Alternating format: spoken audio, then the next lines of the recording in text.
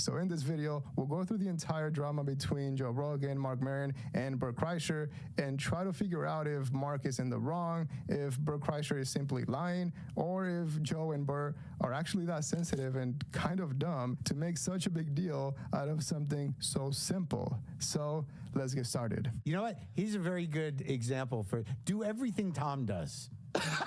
Oh, really? Yeah. Yeah. Do you like Tom? Love him. I love him too. Yeah, and he's like he can read a room, he can read people, and he He's knows so good at that. Yeah, knows yeah. where his bread is buttered. Yeah. He's not gonna up anything. Yeah. You watch Tom on like Two Bears or whatever. Yeah.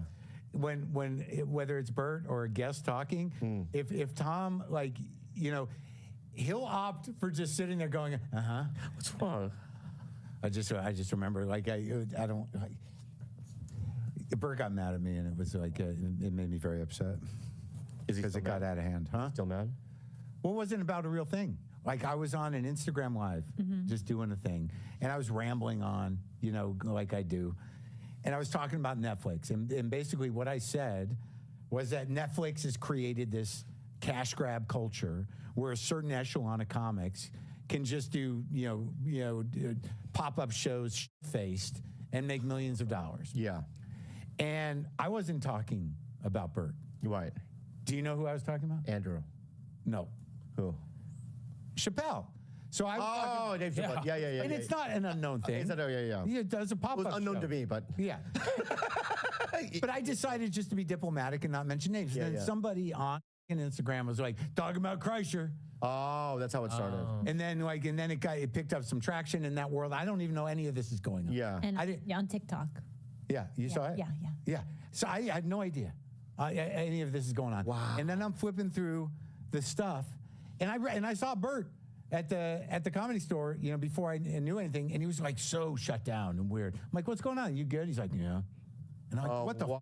Wow. Bert, you never see Bert like that. Yeah. Now, the comment about Tom Segura being the smart one because he holds back and lets other people talk is what then led him to talk about Bert Kreischer and the whole situation. And funny enough, we actually mentioned something very similar on our last video, how Tom Segura did actually learn from his previous mistakes instead of doubling down, whereas Bert Kreischer has been tripling down, and it almost seems like he's actually trying hard to become the most unlikable person in podcasting. Because, for example, according to Bert Kreischer, what started this whole drama was supposedly Joe Rogan seeing that video of Mark Maron trashing an unnamed comedian. Then he sent that video to Bert Kreischer and basically told him that Mark wasn't his friend. Again, that is hard to believe because that would mean that Joe Rogan saw a fellow comedian describing a horrible comedian that he doesn't like, and his first thought was, man, he's definitely talking about Bert Kreischer. Netflix is creating a cash grab culture for a certain echelon of comics. Incentive to do lazy specials. Man, they're giving me what? It's the way the world works now. You can go see guys on their rambling, drunk, pop-up cash grab tour. Thousands of people pay millions of dollars to say, nah, it's okay. It's a few good jokes. And look, if you actually think about it, that story is pretty silly because that would mean that Joe Rogan actually saw Mark Maron trashing and describing a horrible comedian, someone who he clearly didn't respect.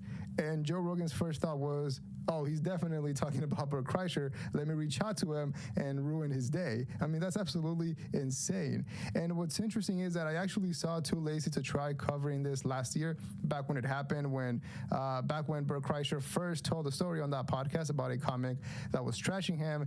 And back then, I didn't really think it was that big of a deal. I mean, it was pretty interesting, but I didn't think it was that crazy just because, hearing a comic like Mark Maron talk like that wasn't that mind-blowing.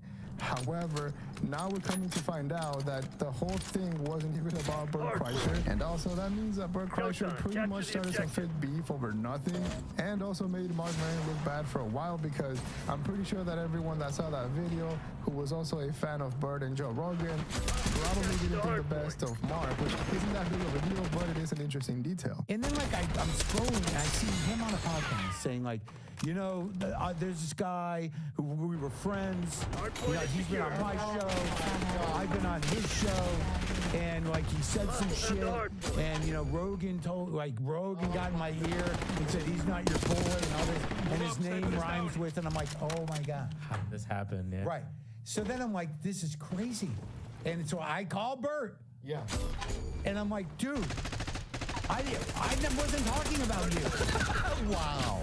I said, you don't do pop-up shows. Yeah, yeah. I was talking about Dave. And Yeah. Bert's like, well, that tracks. I'm like, well, great. So now what do we do? How do we Right. He put made this the whole back? thing. Yeah, he made the whole thing. And, you know, and ultimately it doesn't really matter. You know, I don't live in that world. But You do. But it was just so upsetting Yeah. that somebody had clipped it for TikTok. TikTok. And then re-hashtagged it. Wow. And Bert's like, well, I saw the tag, and I'm like, I didn't do that. Yeah, yeah. I'm gonna clip that and then hashtag it. Bert Kreischer isn't funny. Yeah. And it's, I was the audience for that though, because I was like, oh, this is great. I had no But I idea did- what's going on. Yeah. But it is fun. It's fun to watch. Yeah, you know, but it's just like it put. Yeah. Sucks for the friendship. Yeah. But it's fun It's to just watch. and Rogan had bought it as well. yeah. But I really wasn't talking about it. Yeah. And also, what's really strange about this whole situation and doesn't make that much sense is that not only was Joe Rogan and Bert Kreischer obviously in the wrong because they overreacted to the reason, but their whole approach to dealing with the comedian trashing them or talking bad about them is weird and definitely not on brand because, I mean, not that long ago, Joe Rogan was known and liked because he would confront people and call them out on his own podcast if he disagreed with them. And so if he really wanted to, he could have found out if Mark was actually talking about Bert Kreischer. And when it comes to Bert, I mean, now that we know that he actually screams at employees who don't recognize him, why not have that same confidence and approach Mark and ask him if he was talking about you?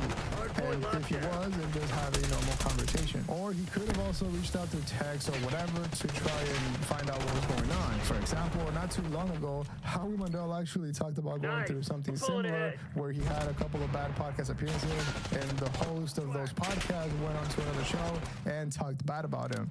What he did, however, was text that person directly and try to find out what happened. And even though it didn't work out that well, at least he tried. But when it comes to Joe Rogan and Bert, Joe Rogan's advice was to essentially cut him off and, you know, stop being his friend, which is odd. It's just weird to run away from some very light criticism from another comedian. I don't think you knew that she was upset. He had no clue until she went on a different podcast and was talking about that, and he sent a DM saying, I hope that wasn't about me.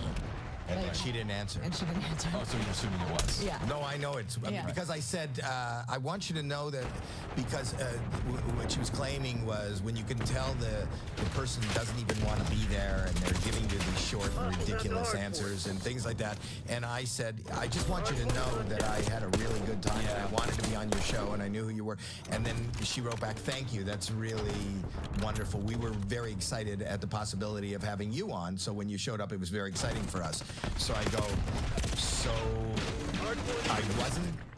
So it was about me? So were you talking about me being the worst guest? And then she didn't answer. So we were having this conversation, and then she stopped.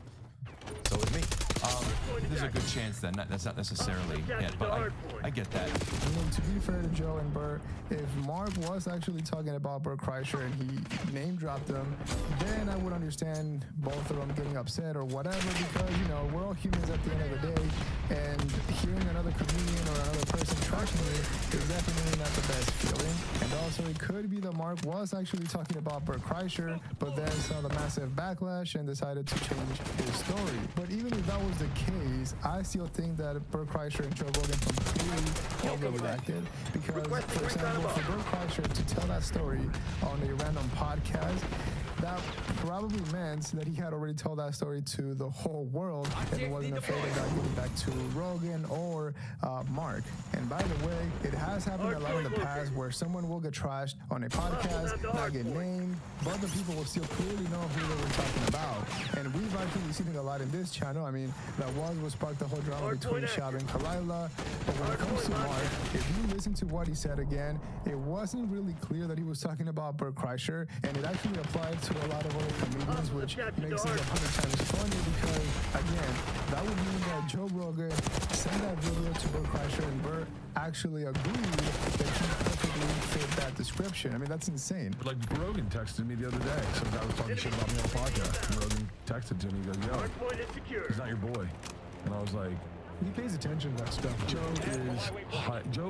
Joe's hyper aware of weird concentric circles. Like he doesn't care about him. He doesn't care about like people talking shit. He cares about his boys and like, yo, just giving you a heads up. This guy talks shit. He said it to me. And I was like, guy. And the guy, I'm friends with the guy. I've had him on my podcast 2 times, 3 times. Just because I've been on his podcast twice. What did he say about you?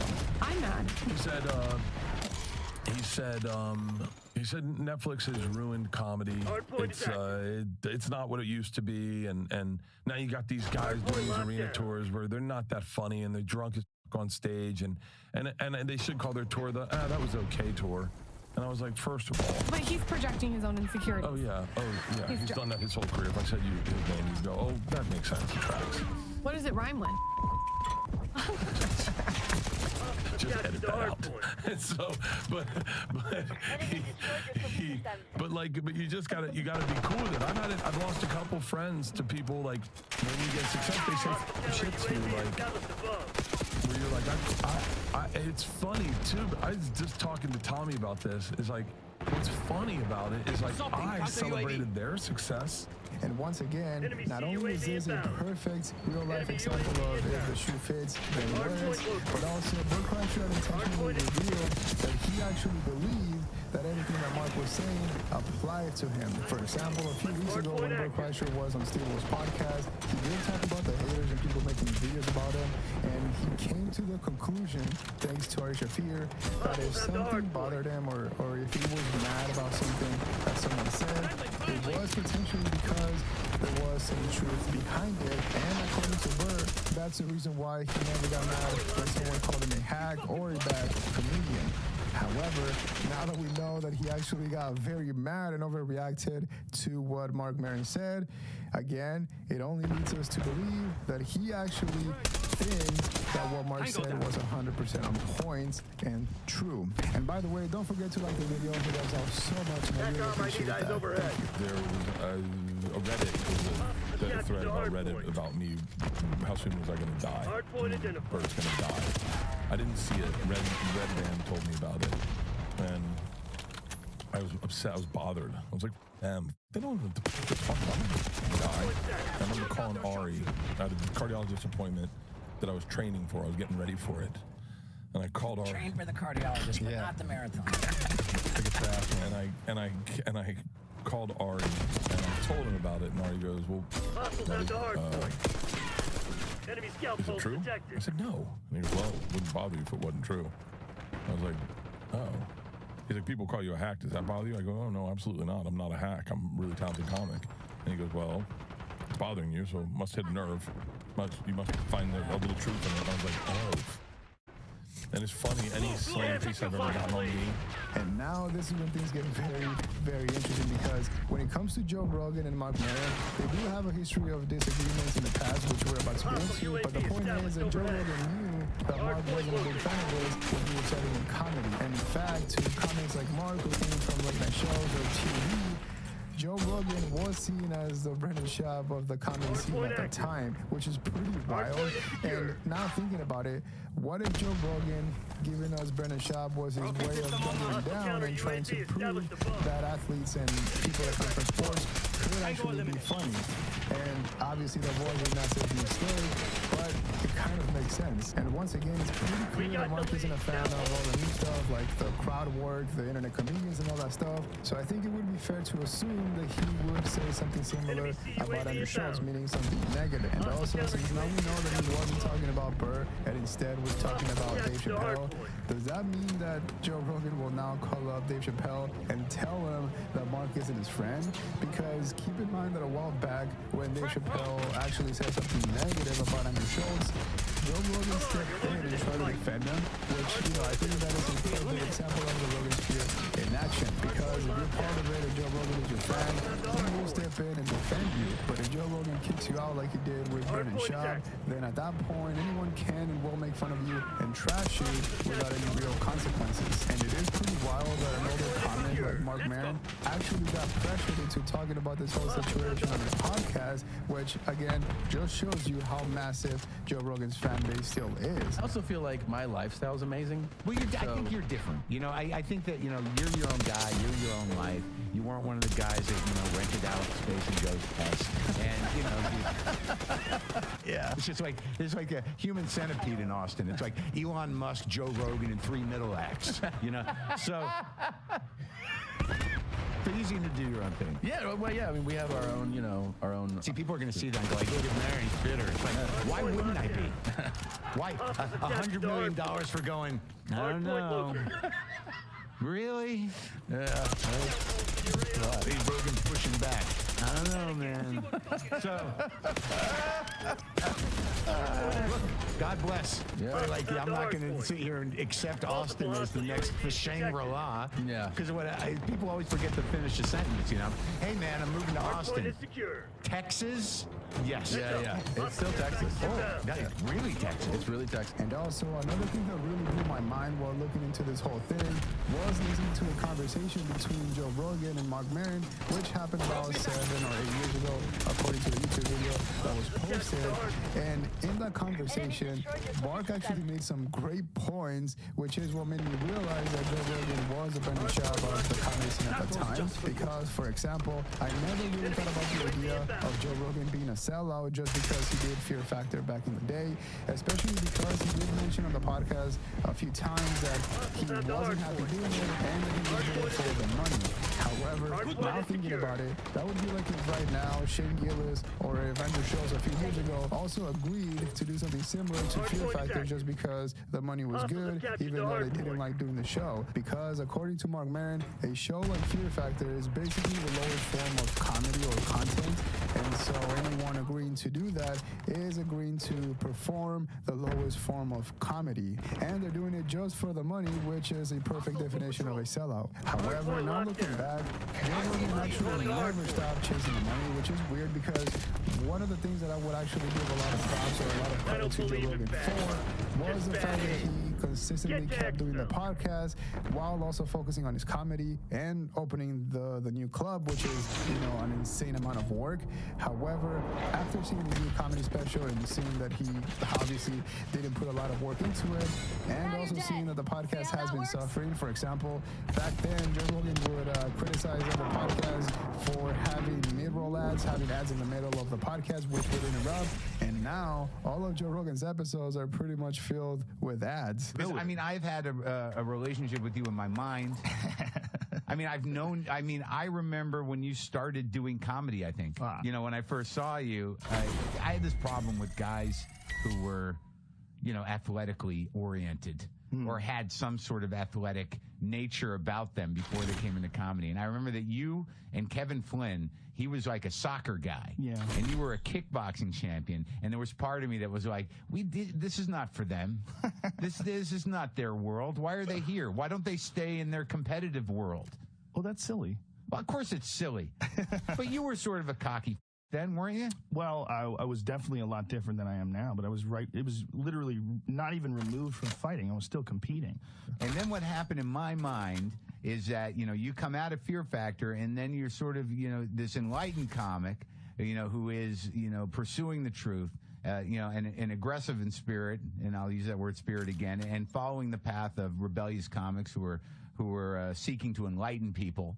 and taking a higher road intellectually than your career had implied previous. Yeah, right. Yeah, sure. And there was part of me that thought, if I know you don't want to talk about this, and we don't need to talk about it, but in light of the Mencia thing, before I knew the full facts, and before I talked to you, and after I talked to Carlos, and knowing it, that there was part of me that thought, this was the fundamental problem, and I've been public about it a little bit before, is that in my mind, I didn't quite understand how somebody who is doing a comedy that he insists has integrity could really work on a show like Fear Factor for as long as you did, which in my mind ushered in the takeover of reality television, which in a sense put more comics out of work who were writers because sitcoms cost more. So in my mind, on some sort of level, that your television career, not news radio particularly, but Fear Factor was antithetical to who you are now.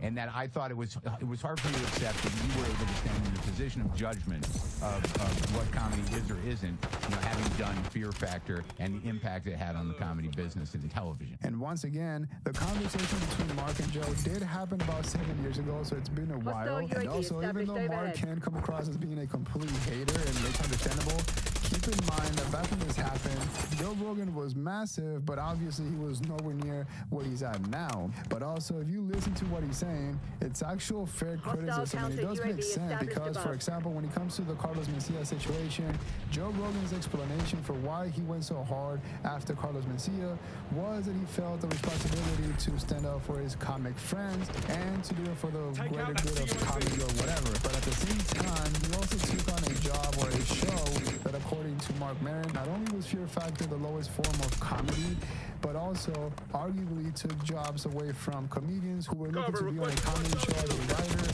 but because Fear Factor was so easy and simple to produce, obviously those kind of shows started to take over TV. And although I don't really agree with that last part, I do believe that it's more about supply and demand, and if those shows took over, it is what it is. However, the point is that Mark was trying to point out the flaws in Joe Rogan's logic when it comes to him trying to save stand-up comedy. And while I was doing it, I was making fun of it. I mean, I know, but still, and that must have, at least released some of the steam, because I have to assume, being the type of person you are, and being on the path you were at, I know you were making millions of dollars, but there had to be something that was sticking in your craw. I mean, it had to hurt somewhere. It didn't feel good. Yeah, no, I didn't enjoy it. Because my question is that if Bill Hicks were alive, who was a hero of yours, how would he have said? What do you think he would have said about Fear Factor as a reality? Oh, I'm sure he would have made fun of it, as I would if I wasn't on it. If I wasn't on it, I would have made fun of it, for sure. But, there's something that you can't really financial freedom, like real, true financial freedom, is a really underappreciated thing. Absolutely. The ability to never worry. There's a price for it. Yeah, but the price was a few years of work. And while I was doing that work, I was only working 3 days a week, and I was still able to do stand-up and do a bunch of other things.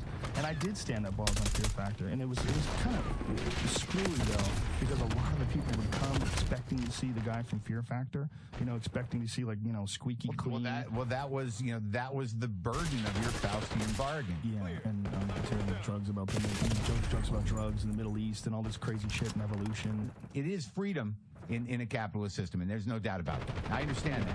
But that is also the very essence of the Faustian deal of selling out.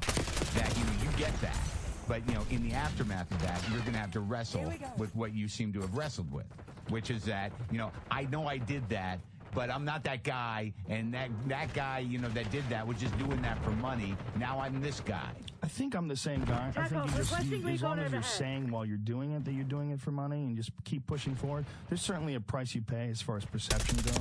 Do you feel like you contributed to the dumbing down of the culture? No. Really? No doubt about it. It would have dumbed down without me. There's no stopping. But isn't that a cop-out in a way? No, the show is hot dogs. And also, it is really interesting that all this time passed by, and now Joe Rogan is the gatekeeper of stand-up comedy, which is wild because I feel like people forget about this, but Joe Rogan actually gave us Brendan Schaub. Not only that, but he was pushing him as a good comedian and as a good person, which is absolutely wild. And in my opinion, it almost feels like he's trying to push Kill Tony hard so that people forget about the disaster that was Brendan Shaw, because even though Kill Tony as a show is a good show, I mean, the episode with Shane Gillis and Adam Ray was absolutely insane. But when it comes to Tony as a comedian, he is absolutely overrated, and not even in the top 10 when it comes to the best of all times. And by proxy, the show is as well overrated. Even though it's good, or they have some great episodes, overall, the show is overrated because it's basically Joe Rogan focusing on that show, pushing it out to everyone, talking about how great it is, and actually making phone calls to get Tony into higher places, like he did when he texted or called Tom Brady to recommend Tony Hinchcliffe for the Netflix roast. And then I was mentioning it to Joe that Netflix is doing this Tom Brady roast, and he goes, I'll message Tom Brady. You know, Joe. Really? Joe's like, I'll message Tom Brady for you. I'm like, really? You do that? And sure enough, he does. And he says, Tony's the best he sent me a screenshot of it. Tony's the best roaster in the world. You got to have Tony Hinchcliffe. Check out this clip of Tony Hinchcliffe. He sent him with me roasting Snoop Dogg. That's a good one. And he sent me the picture, the screen grab, and Brady goes, I'm going to send this right along. Looks great. It's so funny because there was a comic that I just talked to. He's kind of famous. And he just basically said, Mark Maron doesn't like me. And I go, do you know him? He's like, no, I can just tell. You know what I mean? Everyone thinks that about me. Doesn't like it. Can't. Some people just lock in with me immediately. But I told the guy, told the guy, you're reading it wrong. You're 100% reading it wrong. Because you think so? I go, yeah. So who's this guy? Matt Rife. Hostile Yeah, I don't UAV like him. established overhead. It's just a joke. I don't know him.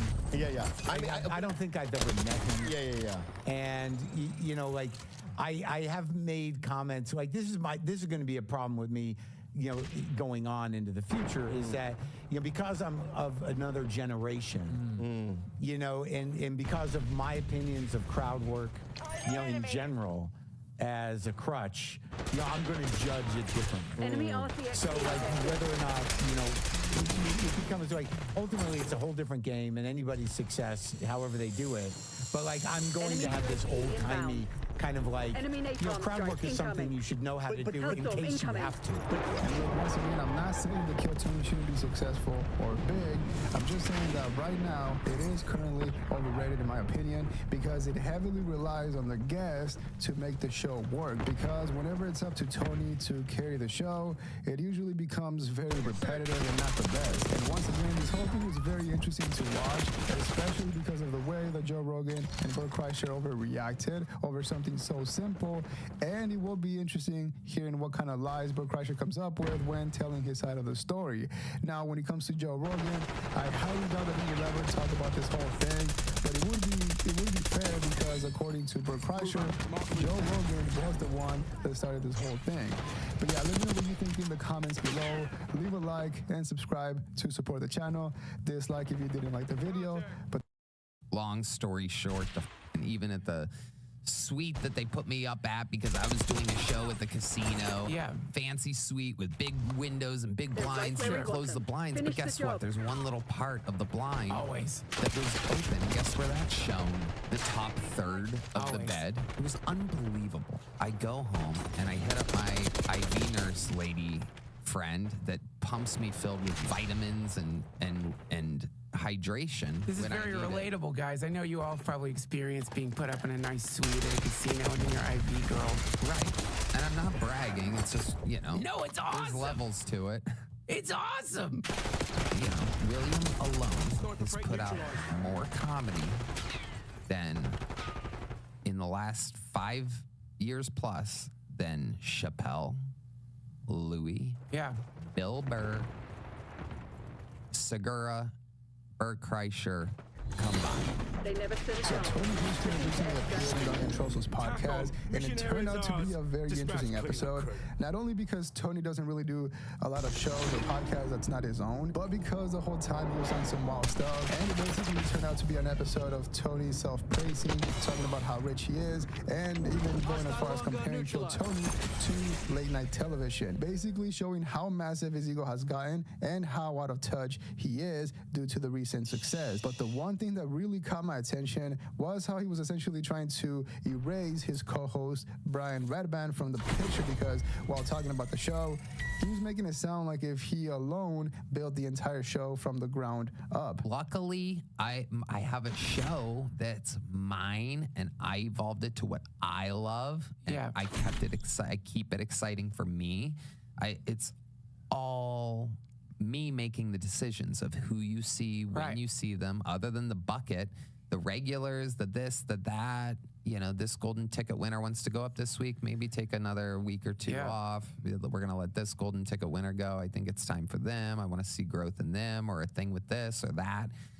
I keep it interesting for me. I've just finished this Vince McMahon documentary. Did you watch it? And when it comes to Duncan, it was interesting watching him interact with somebody like Tony versus somebody like Ari Mahdi, who he had on very recently, because when he was talking to Ari, his natural curiosity and interest in the conversation and Ari's journey going from Estonia to America's comedy scene made the whole conversation very engaging and, again, very interesting. But with Tony, for some reason, it felt more like if Duncan was unintentionally trying to treat him like if he was the most amazing comedian in the world, you know, being overly nice and letting Tony's ego steer the conversation the whole time. And funny enough, one comment put it perfectly, saying that it was, 1 hour and 30 minutes of Tony telling us how great he and his show are. And I have to agree with that. That is a perfect way to summarize the whole thing. Now, let me cut to this. Can you pull this up?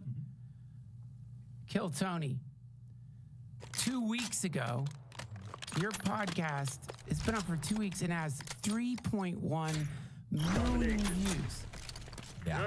Dude, so think about that. That is almost double the viewership of Jimmy Kimmel. And I don't know how much it costs to produce your show, but I'm guessing it isn't that much. It ain't that much. It's an unbelievable thread. Let me one-up you here, which is my show's 2.5 hours. His show's 60 minutes. Yeah. After commercial, his show's probably 42 minutes. My show's 2.5 hours. Right. So 3.1 times 2.5 hours versus 1 point whatever times 42 minutes, or whatever we said. Right. Another interesting thing, since you brought it up, a real fun fact is the roast of Tom Brady was the most watched program in Netflix's entire history. Holy shit. Ever. Watched over 1.5 billion minutes. Jesus Christ. Which takes like 13 years to watch 1.5 billion minutes. Wow. The episode of Kill Tony with Shane Gillis as Donald Trump and Adam Ray as Joe Biden. Hilarious. Beat that. 1.5 billion minutes watched to 2.5 billion minutes watched. Wow. It holds a YouTube record, according to the people from YouTube, for retention rate. Anybody that watched it went back and started it where they stopped it the day before, or watched it the whole way through. People watched it twice. People watched it 3 times. YouTube only gives you so many views allowed on each video, or else people would abuse the system. Okay. But what they do count is minutes watched. Right. And that's a really big deal. 2.5 billion.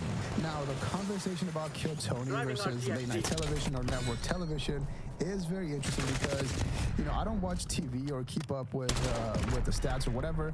And so at some point, I did believe that Kill Tony was the biggest comedy show out there. That is a narrative that everyone in the Rogan sphere has been pushing for the past year or ever since the roast of Tom Brady. But if we take a look at the stats and check the numbers just on YouTube alone, this is not television or anything else, just YouTube alone, Kill Tony is nowhere near the level of late night television or a show like Stephen Colbert's or Jimmy Fallon's. I mean, the difference is massive. It's pretty insane. Again, that's not even counting TV numbers. And the weird thing is that even though Joe Rogan has talked about how he doesn't like TV or Hollywood, when it comes to the Rogan sphere comics, they all have this obsession with Hollywood and trying to replicate TV. And also, they both have their differences because while Kill Tony is a massive show, absolutely massive, and Tony definitely found the formula that works for him, it is for a completely different audience. For example, I don't watch late night television. I mean, I have, but I don't watch it regularly.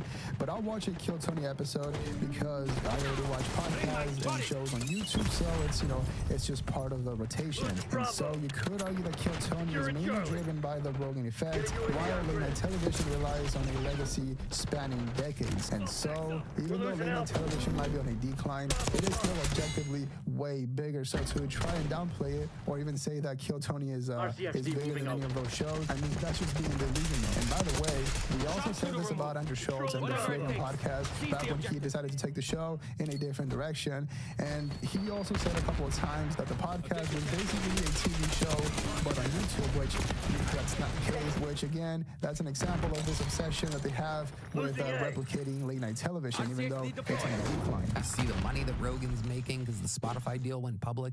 All these people playing catch up are still going off of the television model. They're so deathly afraid to evolve or to have a conversation and be themselves because a lot of them don't even know who themselves are. Whether it's a politician who's been politicianing, whether it's an actor that's been acting, these people have no idea who they are and they're not off. It's so funny now. When this is from? 4 days ago. Is this like a couple days before the Madison Square Garden thing, where now he's being thrown under the bus by the entire right wing? I mean, it's like, we're taking this objective. We're losing Charlie. There's a lot of people I've been hearing, like people like Hassan and stuff, saying like, "Oh, your clip isn't funny." I'm sorry, but he can tell a joke. I've seen him be funny, like straight up.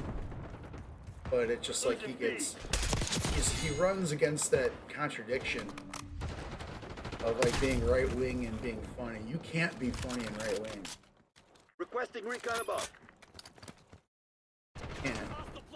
Because there's two kinds of comedy. There's like funny comedy, and just your regular punching up. You got two kinds of comedy: comedy that punches up and comedy that punches down. Losing Bravo. And the only comedy that punches down isn't funny unless you're an idiot or a bully. Because I just consider it bully comedy. But the thing is, like, he actually, like, he's been funny. He's as funny as when he's not, when his politics has nothing to do with what he's saying. We've lost Charlie. Because once right-wing politics comes into your comedy, it sucks all the funny out of everything. There's nothing, they have, they, like, punching the nerd is like the most hilarious thing ever. We're pushing like the F slur. It's like that's the comedy, and it's not, I'm sorry, unless you have dog shit for brains or are a piece of shit asshole. It's horrible comedy. It's not funny. It's not. Alright, stupid. It's not funny. You're not smart enough to be funny. So it's and I don't think he'll see. I don't know. We'll see what happens with this whole Madison Square Garden. I think he honestly thought he was playing to the right crowd, even though it's kind of like, it's like, if you're kind of being half sarcastic. I mean, obviously it's like, at the end of the day, he doesn't truly think that, you know what I mean? But you gotta express it in the context. You're saying it in a political platform. It's like, it's just out of place. You know what I mean? Controlling Bravo. So I don't know, man. So he's, I don't know. We'll see what happens with him. I could see him kind of like breaking out of that shit. Maybe probably not. It's making way too much. Like, Kill Tony and all those other god awful comedians that he has on there. Take it, Alpha. Yeah, Shane Gillis is so nice. Not. Fuck you, Shane Gillis. Zone A secure. In the closet Republican. So he has this thing. He has to pretend he's not like. You know, he rides the line, but like kind of joke, but like the assumption is like he's just this kid. It's not really. It's not. He's just joking. I mean, that's, you know. We're taking this objective. He gets away with it, and that's like really because I'm being a hater. I've seen Shane Gillis be funny too, but I hate the way that he's like how he doesn't take a stand on his politics when I think he is like super. I think he's like a Republican right winger, but he like hides it for the sake of comedy. Because if people know you're right wing, then you're automatically not funny because there's nothing funny. Because being right wing is like being like an exterminationist, being like I want all my enemies to die, and like I want it's being right wing is horrible and not funny. There's nothing funny about being right wing. And so like people like Shane Gillis and another example, Sam Hyde, who doesn't like really hide it, but he hides it in his comedy. Like it was honestly, his comedy is only funny if you don't consider the fact that he's a fucking Nazi. Losing B. But once you know that, it's kind of like it's over. It's like. Bravo lost. Because, sorry. Zone C secure. Sorry, not sorry. There's nothing funny about being right wing. Once people know that you actually mean it. Because dark humor is not funny unless you're joking. There's nothing funny about really like wishing harm on people. It's kind of gross. Bravo fucking Zulu. Let's continue. Often not healthy. They're not pure, you know, it's like they don't work out. They're on they're medicated up because they're listening to their doctors. Play the game, baby. Let's go. Get out of here. Who's next? Who's next? Oh, look at all. Line them up. Line them up. Fuck yeah. Give them what they want. Yeah. Woo. Come on. And they're barely holding on for dear life. Right. A little bit more Adderall for energy, a little bit more of this to mellow it out, a little bit of this to do that, a little bit of this to do that. They have, you know, they're... Yeah, you just described my morning. I got sleeper agent. Let's go.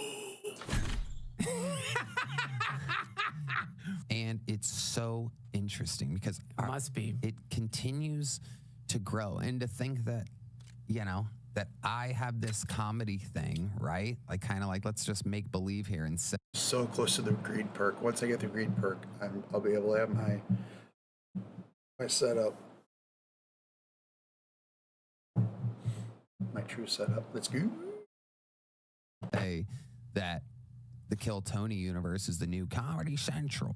I go home and I hit up my IV nurse lady friend that pumps me filled with vitamins and hydration. This is very relatable, guys. I know you all probably experienced being put up in a nice suite at a casino and then your IV girl. Right. And I'm not bragging. It's just... Dude, it's time to get dirty with my sleeper agent. My God. You know. No, it's awesome. There's levels to it. It's awesome. That's crazy. I don't really find any joy in staying at home and watching shows. And I've just finished this Vince McMahon documentary. Did you watch it? Funny enough, if you pay attention, you can actually notice Tony's personality being heavily influenced by Joe Rogan, even down to his hatred for television and Hollywood when it really doesn't make any sense. For example, a while back, him and Rick Glassman got into somewhat of an awkward exchange on a podcast episode, mainly because of Tony's hatred for network television and his takes on the whole thing. And it is crazy how even back then he was absolutely delusional and wrong when he came to the numbers for network television. And it is funny how whenever we say that Kill Tony is overrated, we always mention how the show is absolutely massive and it's killing it. You know, the fact that they sold out Madison Square Garden, or that they did Madison Square Garden while being a podcast show, is absolutely insane. But when it comes to Tony, not only was he wrong about the numbers back then, but also his take was basically that anybody working for network television was doing bottom of the barrel work, which is a pretty wild thing to say in my opinion. Because when it comes to Joe Rogan, that's sorry, I'm thinking. My head's rolling right now. I'm drinking White Claw Surge, which is my new favorite drink. But thing is of course, why did I have to like talk about what I'm drinking when I knew what I was going to say? But because I went over there, I was going to say something about Sam Hyde. God damn it.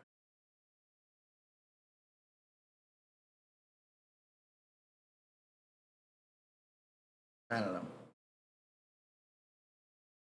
Like, there's whatever. If it pops back up, I'll. Okay.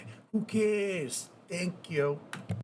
And most Rogan Sphere comedians, they will never need Hollywood or anybody for that matter. But of course, not everyone has the luxury of having Joe Rogan as a friend. And by the way, don't forget to like the video. It helps out so much, and I really appreciate that. Thank you. Then I was right. It's not about bothering him. It's I don't know if you're either backtracking or you're what you communicated to me was not the true intention, but you were doing hyperbole for the comedy.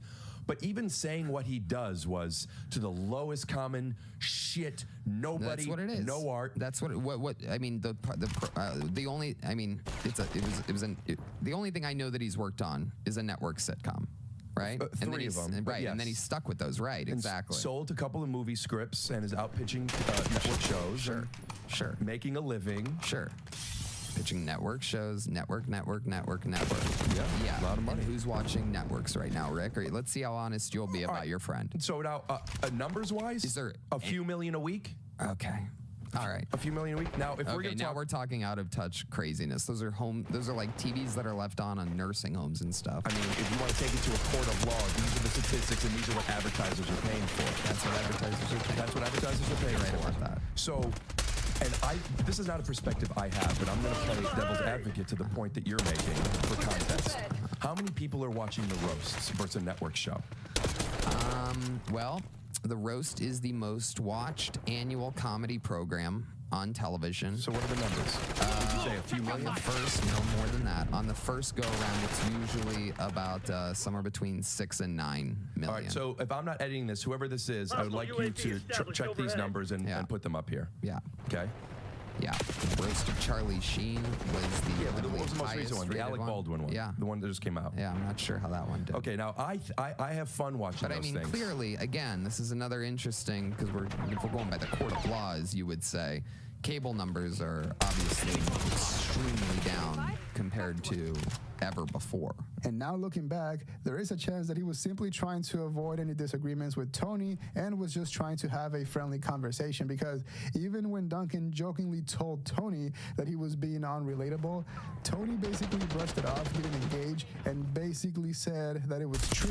Now, let's be real, there's nothing wrong with friends helping out friends. I mean, we all know that is how the industry and the world works, and if anything, it does show you how tight-knit the comedy scene can be, and it is also what Joe Rogan has been known for, putting people on. I mean, that is why the Rogan Sphere is a thing. These are his close friends who, although they might not be the funniest or the most talented on paper, they are some of the biggest comedians at the time. However, the biggest difference between Tony and one of the first Rogan Sphere comedians is that when it came to the Rogan Sphere comics, they would actually be thankful and give credit where credit is due. But with Tony, he's not just riding the wave of his success anymore, and now it's starting to sound like he actually believes that he shaped the comedy scene and that he built Kill Tony by himself. What is your philosophy when it comes to showmanship, when it comes to putting on a show? Because you do have what appears to me to be a very crystallized, very strategic, very smart methodology when it comes to putting on a show. And I'm just curious if you could articulate what that is. Well, the machine runs, right? Over the years, the format, I've evolved it to so that I don't have to prep anything, right? I don't have a monologue. I don't do my material. The stand-up Tony and the host Tony are two different guys. So I built the format so strong that I can just plug and play, right? I kind of feel like it's my Millennium Falcon, right? Cool. And I'm Han Solo, and I know how to fix things if it goes wrong, but I can just jump in, lower the ramp, and jump in and escape any second. I was like, I'm going to go play soccer. And my thing is, and I think this is the sign of any good host, is you make it about who's on. Right. I try my hardest, even though during their 60 seconds, sometimes I have to fix something, or I notice something's off, or something I have to whisper to Red Band or a producer or whatever, to do something or to keep an eye on something, or what's this, or where are we at, or what's going on, what time, is that recording, is that going, is this, there's so many different variables that like a pilot you have to pay attention to. So once again, one of the things that really caught my attention was the lack of credit to the one person who actually helped build Kill Tony from the ground up, Brian Redband. In fact, Redband actually helped launch a lot of the podcasts that we see today, including the Joe Rogan Experience. So because of that, it is wild that the only time that he was mentioned the whole time was in the context of Tony getting annoyed, and how even though there are a lot of distractions going on, like Redband or the producer or whatever, he still manages to perform and be a killer. I mean, that's not the nicest way of mentioning your business partner or the show's co-creator, because from what I remember, and I could be wrong, I thought the show was like a 50-50 partnership, you know, between Redband and Tony, but there is a chance that isn't the case, because going off of what Tony said, it sounds like he is the one making all the decisions, calling all the shots, steering the ship, and potentially the one with majority ownership of the show, which is pretty crazy because, now looking back, if Tony was the only one making or calling the shots from the beginning, there is a high chance that the show right now would be called Hinchcliffe's Notes. And from what I remember, it was Redband who stopped that from happening. And then it all clicked. It's like, oh my God, I'm taking someone on the road who's been on The Tonight Show countless times. Every week. He's put out, William alone has put out more comedy than in the last 5 years plus than Chappelle, Lee, Bill Burr, Segura, Bert Kreischer combined. Yeah, man. There's no question about it. So funny. At about 7 or 8 minutes, and he's being funny the whole interview. We know how to do the dance. So this is like, this territory that we're in here, and I just noticed something, like the diving thing, like diving backwards, like especially like off a ledge, is you can just jump, right? Let me try to find a place to do this. Hostile UAV established overhead. I'm in an action movie and I'm about to dive backwards, but I'm slide only. Also die only. I'll come back to it. Just watch. I don't even want to. Is Mitzi territory.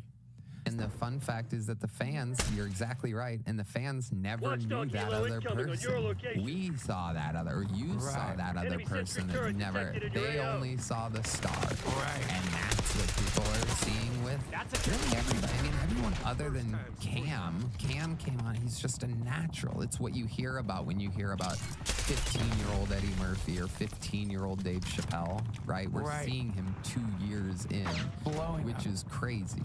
And by the way, we went over the whole Kill Tony drama a few weeks back, so I highly recommend you go watch that video. And on that video, we mentioned how when it comes to William Montgomery, he is a funny comedian. He has a lot of funny one-liners, and I've seen a few of his podcast episodes, and I think he is a legit comedian. But when it comes to Tony basically putting him on the same level as a comic like Dave Chappelle or Louis, I mean, at that point, I think we kind of agree that those are insane levels of comedian. And also, you could argue that it's not the best for the comedians, and instead, he just does it to make the show look better because, for example, a while back, Shane Gillis called out the fact that Tony introduces everyone, or at least the comedians, as the best ever. And it does put a lot of pressure, not only on the comic, but also on the audience because, they're expecting to see the best comedy ever. And so if a joke is not the best, some might feel the pressure to still laugh so that they can go along with the show. And for the comedians, for the regulars, it puts a lot of pressure because they're basically expected to do very well every single time, which is unrealistic when it comes to stand-up comedy. But on top of that, Tony's claim that William has put out more comedy than all those comedians combined is pretty wild. And what's really funny, if you notice, Tony didn't include Joe Rogan on that list of all the comedians that William was putting out more comedy. So that's the part that I can control is the bookings. And with that part, a lot of people talk about the growth and the evolution of bucket pools, but one thing that I take great pride in is the growth and evolution of who I have at the table with me. Maybe I'm introducing them to someone or something that they've never heard of that's folklore in a comedy world or a fast-growing freak. I exposed the hell out of Shane so early on, every chance I got, because I'm like, holy shit, this guy is Frankenstein. This is Brock Lesnar. This guy just stomps when it comes to comedy. Yeah. So funny. Yeah. All the time. Yeah. He's one of those guys to where he's literally not on, just funny. Yep. All the time. Yeah. So if he's having fun, let's get his ass out.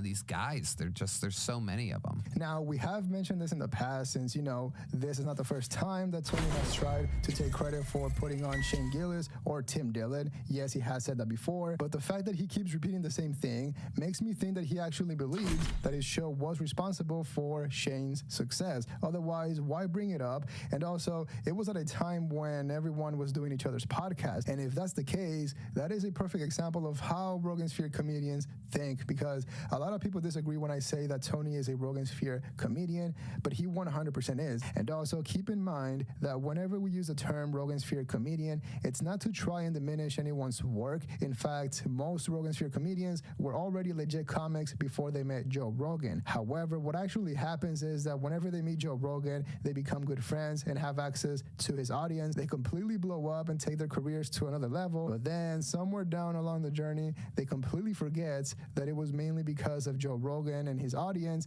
and they start thinking that their show is way bigger than it actually is. And then because the money is insane and they're making more money than a lot of other artists, they start thinking that they're actually way bigger than they are. And when it comes to Tony, even though Kill Tony is massively successful and arguably one of the biggest shows out there, it is definitely not bigger than late night TV, and he's also not responsible for Shane's success. Something else that I noticed that I thought was really interesting was how much more work it took Joe Rogan to get Kill Tony to where it's at now versus the rest of the Rogan Sphere. Because for the last couple of years, the plan was pretty straightforward. If Joe Rogan met you and liked you, he would have you on the show.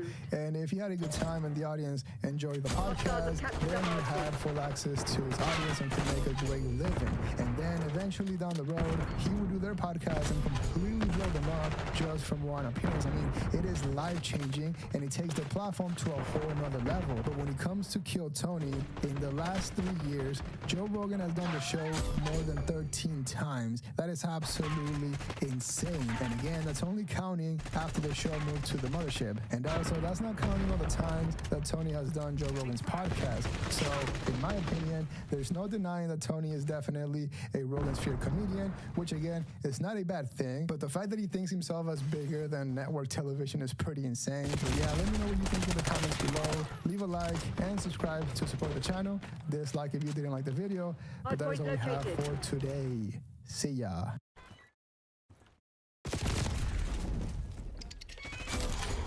This is a classic Trump. Donald Trump drives a car with his son Barron while listening to Taylor Swift December 2014. Hardpoint is secure. I think this might literally be the only time I've seen this motherfucker drive a car too. Like, I don't think he even drives cars. Like, I mean, he's too rich. He's too rich to drive cars.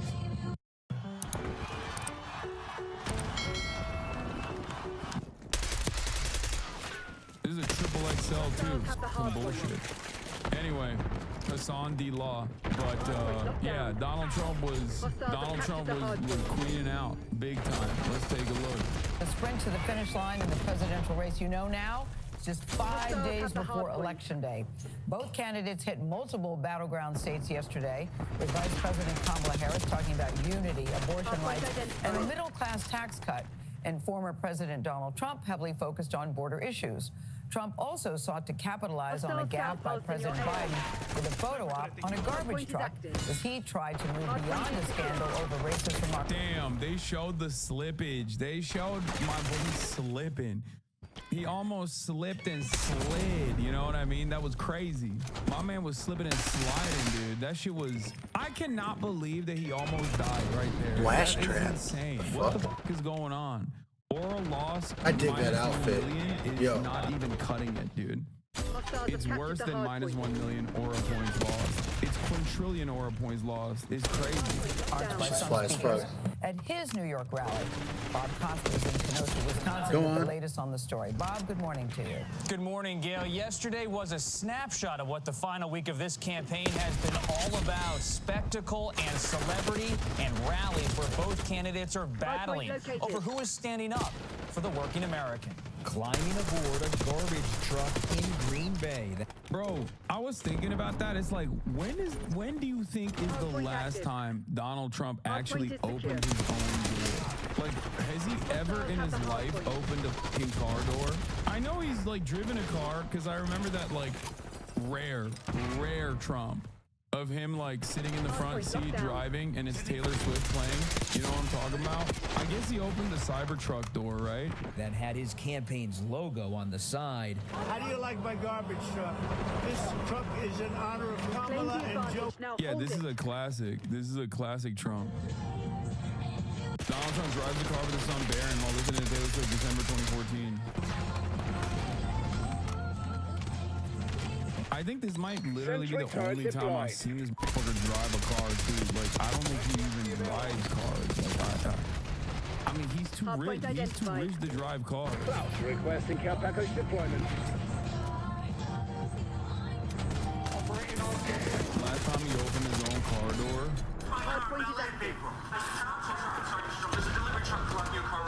Oh, I love this video. This is hilarious.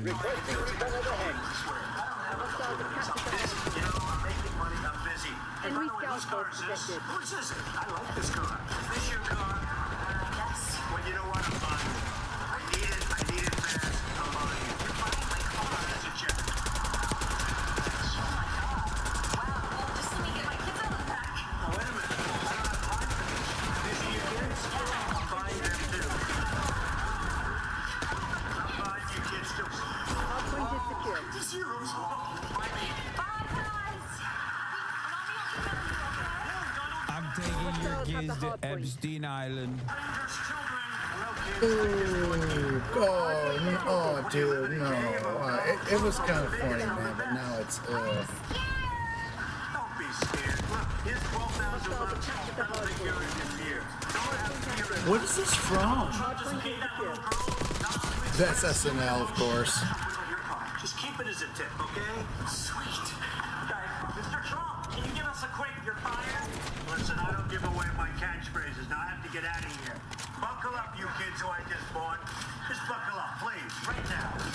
I'm out of here. The Trump's... I'm sorry, but that's actually pretty funny. I mean, because, you know why it's funny? Because it's absurd. That's what I was going to say earlier, and I forgot what I was going to say. Like,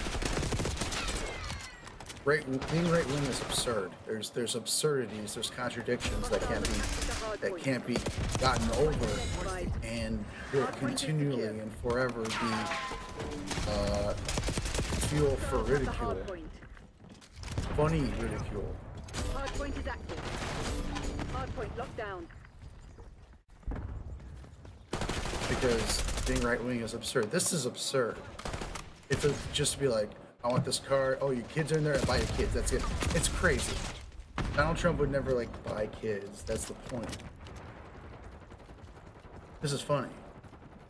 if they don't mean it. If at the end of the day, this is like, if they actually mean, like he wants to buy children and go to take them to, I don't even want to say the name. Like if that was what they actually felt, like that, then it ceases to be funny.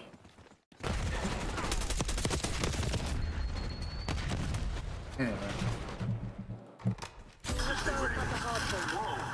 The fuck is this, Lamau? Bro, this is back when he was popping, dude. This is back when she was popping, dude. It's so crazy that like a reality TV star like this that would do like funny sketches and shit. We raided in. What the fuck? Hey, Central Committee, thank you for the raid. Hope you had a good stream, brother. But yeah, it is kind of wild to see a guy who was just like a funny reality TV star like this become such a fucking fascist, dude. I guess, I'm not gonna lie, I guess like if, you know, when America was inevitably going to full-blown cave and... Yeah, if Trump knows why what he was doing was funny, then like his whole political shit is straight up tragic. It's like, dude, you could be doing such good things, fighting the good fight, but you're a piece of shit. Like you care more about yourself and staying out of trouble, getting away with it, than literally like what this like this country and the whole philosophy behind it stands for. And now you don't even care. I'm not even talking to anyone in Virginia. I'm talking to Donald Trump.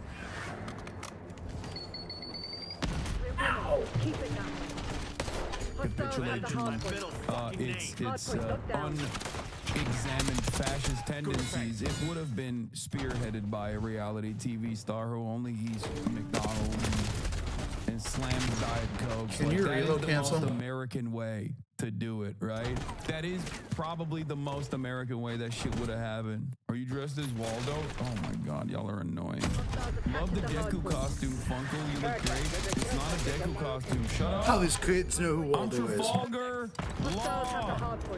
You really couldn't iron the costume? Waldo doesn't wear yellow. He famously wears a white and red striped shirt. Former President Trump embraced his Famously. latest political set piece as he amped up his attacks on Democrats.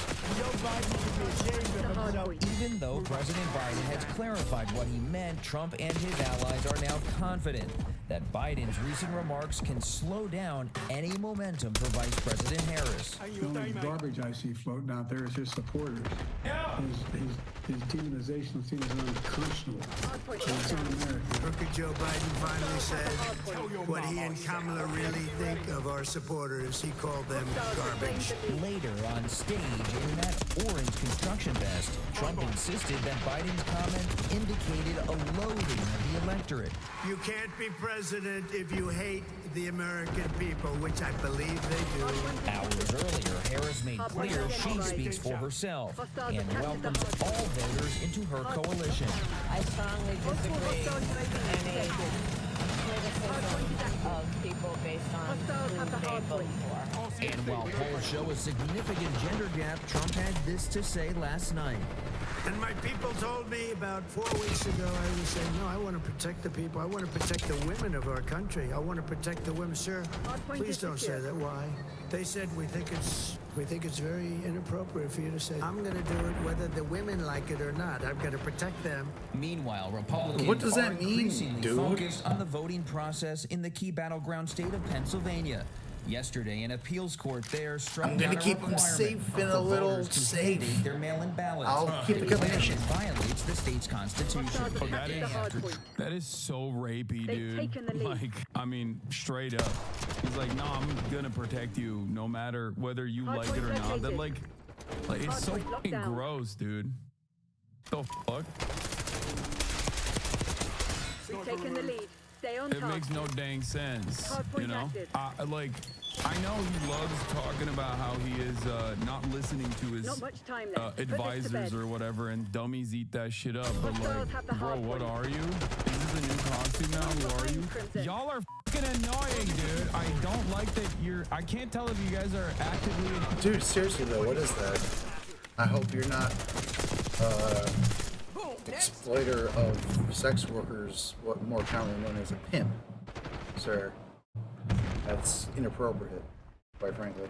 Deliberately talking as though you were oblivious to what I'm dressed up as, or if you're just see look how small this is, by the way. Like this is a triple XL. This shit. What do you do? That is. I don't like this. Don't fit at all in the arms. I'm Trafalgar Law. God damn it. Y'all suck. This is me. Yeah, this is me. That's my costume. Love the Goku cosplay. What is this? Something wholesome? There's never anything wholesome. Okay, I was wrong. This is wholesome. The joy I get from watching them right now might not be normal. Anyway, happy Halloween. Aw. This is actually wholesome. You were right, March. I'm gonna level with you. This is, yeah, I saw this. I'm gonna level with you. This is in the top 5 most likely things for a sexual predator to say, which is fitting, I guess. Yup. Kylie Chung. Her only flaw is that she's a James Harden propagandist. Other than that, no notes. Other than that, she's dope. Trump just won Austin's vote. JD Vance says he wouldn't be surprised if he and Trump won the normal gay guy vote. Won just the normal gay guy vote. That's hilarious.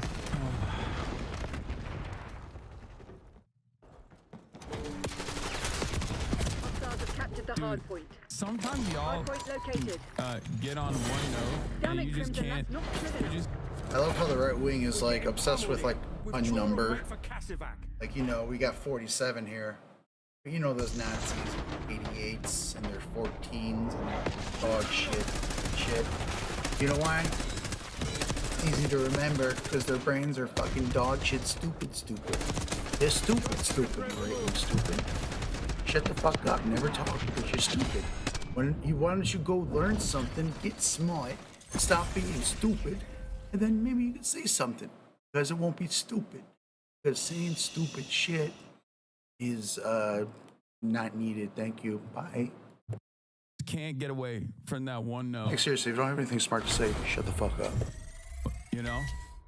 And that no right now is look at your Okay, it doesn't have to be smart, but it'll at least have it be funny or have it be a good question. Thank you. Costume. Your costume is this. Your costume is that. Let's fucking move on, man. Yeah, okay. Stop. Enough. I did forget it was Halloween. I'm dressed up as the most depressed person on the planet. Enough. We got news to cover. There's like 4 days remaining in the election, and you dummies are just so hyper focused on my goddamn costume, dude. I should have not done this. Is Halloween not Comic-Con? Hey, Chad, do you think Hassan should shave his chest? Let's start a poll. Fuck you mean? Last Halloween, I dressed up as Zorro. Admit you fumbled. I did not fumble. I am Trafalgar D. Law. Okay? I am a reputable pollster. A reputable, perhaps the most correct pollster. Also, I'm a doctor. Also, I ate the operation fruit.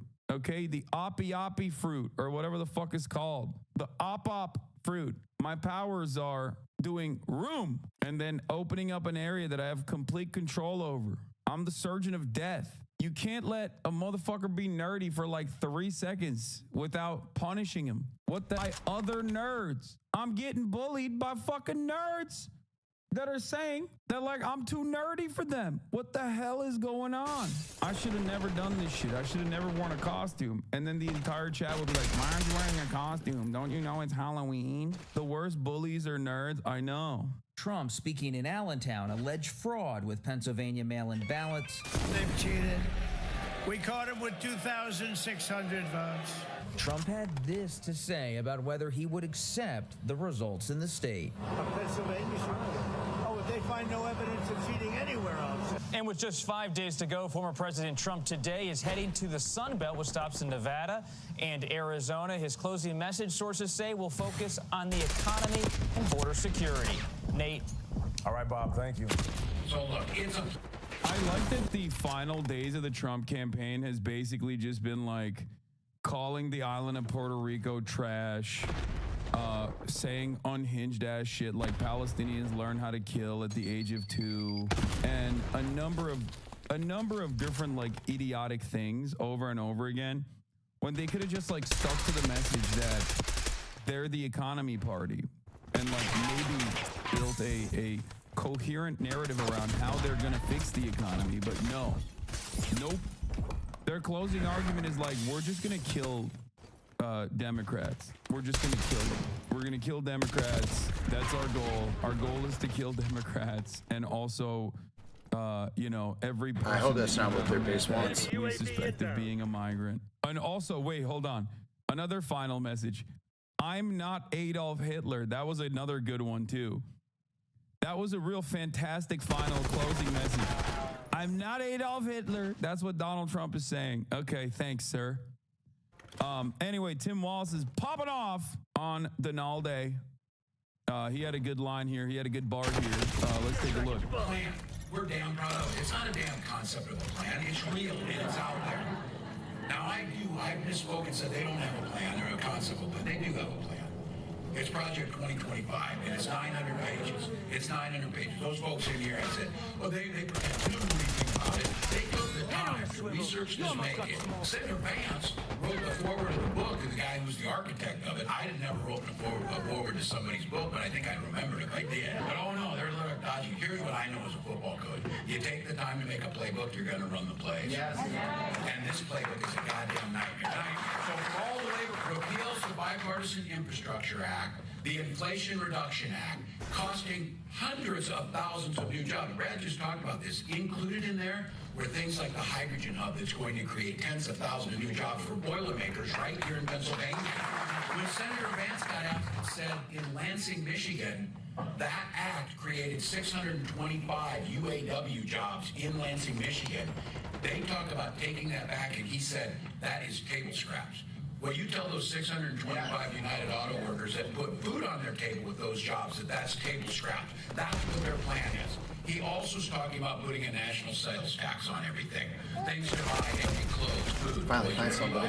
$4,000 a year that it adds to your family. Now look, this dude's nearly 80 years old. He damn near killed himself getting into a garbage. You would think over 80 years you would understand how a tariff works. Smarter people than Donald Trump, which is a good chunk of folks, CEOs of companies like Black & Decker, AutoZone, and Columbia have gone on the record to say if Donald Trump goes forward with this plan, they will simply have to raise prices and pass it on to you. Donald Trump saying China will pay for those tariffs the same way Mexico paid for the wall. It's not going to happen. So look, That's a good bar. And they're in our neighbors, they're our family members, brothers, independents and Republicans. The Republican Party added much to this country over the years. When they talked about freedom, they meant it. That's not who Donald Trump is. Turns out when he talks about freedom, it means the freedom to invade your doctor's office, and freedom to invade your bedroom, freedom to tell you what books to read or what movies to watch. And I keep saying this, and I've now seen this is true across the country. I thought it was just a Minnesota euphemism, that the world works best when people just mind their own damn business. You don't need my help choosing books. You don't need my help choosing who you marry. You don't need my help choosing your doctor and the decisions they make. And you certainly don't want Donald Trump and J.D. Vance to do it. When Kamala Harris and I talk about freedom, we mean the freedom for you, not politicians who make those personal decisions. So look, you saw it at the convention in Chicago. We talked about freedom a lot. We took back freedom. We took back family. We took back the damn flag. And I'll tell you what, I'll be damned if I'll fly an American flag with some man's picture pasted on it or something. That's not unusual. And for Pennsylvania, this was just me personally. We got freedom. We got the family. We took back the flag. I took football just because we want to, because we're taking, look, freedom means a lot of things, but it's very personal. Freedom for our seniors to retire with dignity, to collect Social Security and Medicare. That's freedom. Freedom to be able to send your children to school without worrying they'll be shot dead in the hall. Not saying. Once again, incredibly effective communicator on issues that he cares about, incredibly effective communicator that has a very unyielding progressive perspective on issues that he cares about. Whenever it's something that he has to defend that he doesn't personally have any any interest in, it's actually dog shit. It's wild to see him speak. Honestly, it's like whenever the Democratic establishment and the so-called centrists see something like what he's doing, they hate it. Oh my god, they hate it. They always lose it whenever they feel like they're moving to the left. They just really seemed that way, and they had a huge momentum even from the left. The left wing was happy, but then she was kind of like, "Hey, Palestinian protesters, shut the fuck up." And then everyone was kind of like, losing us.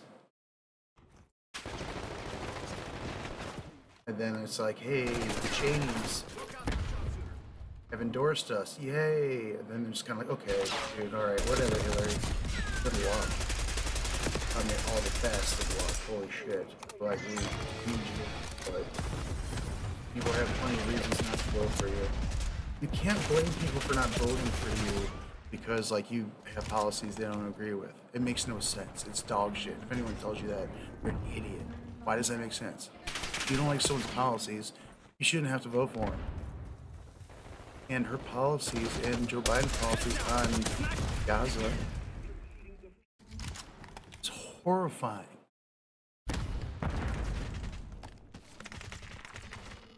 Legit horrifying.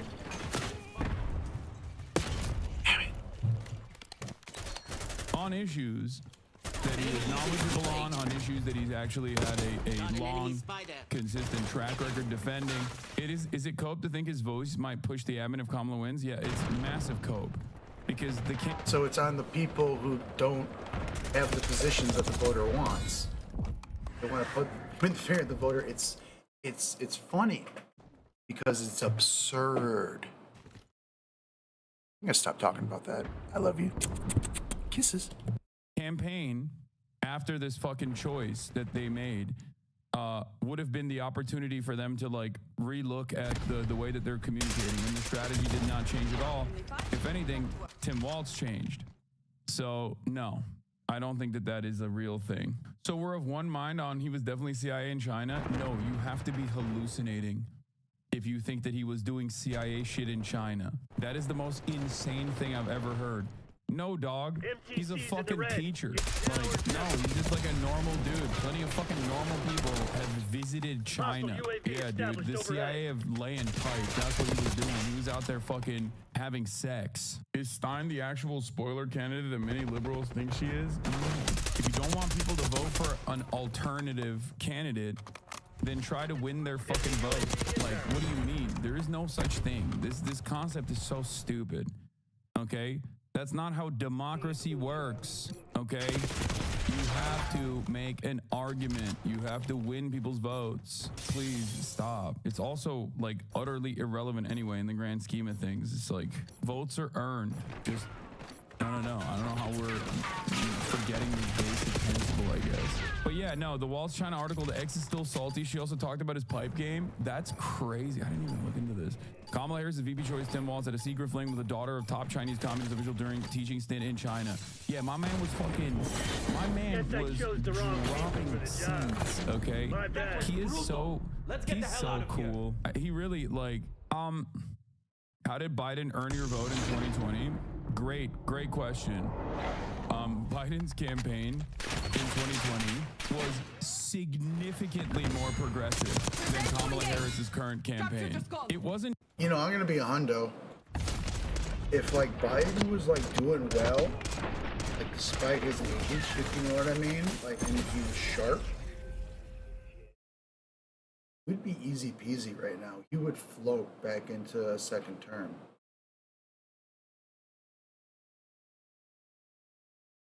But the shift of power,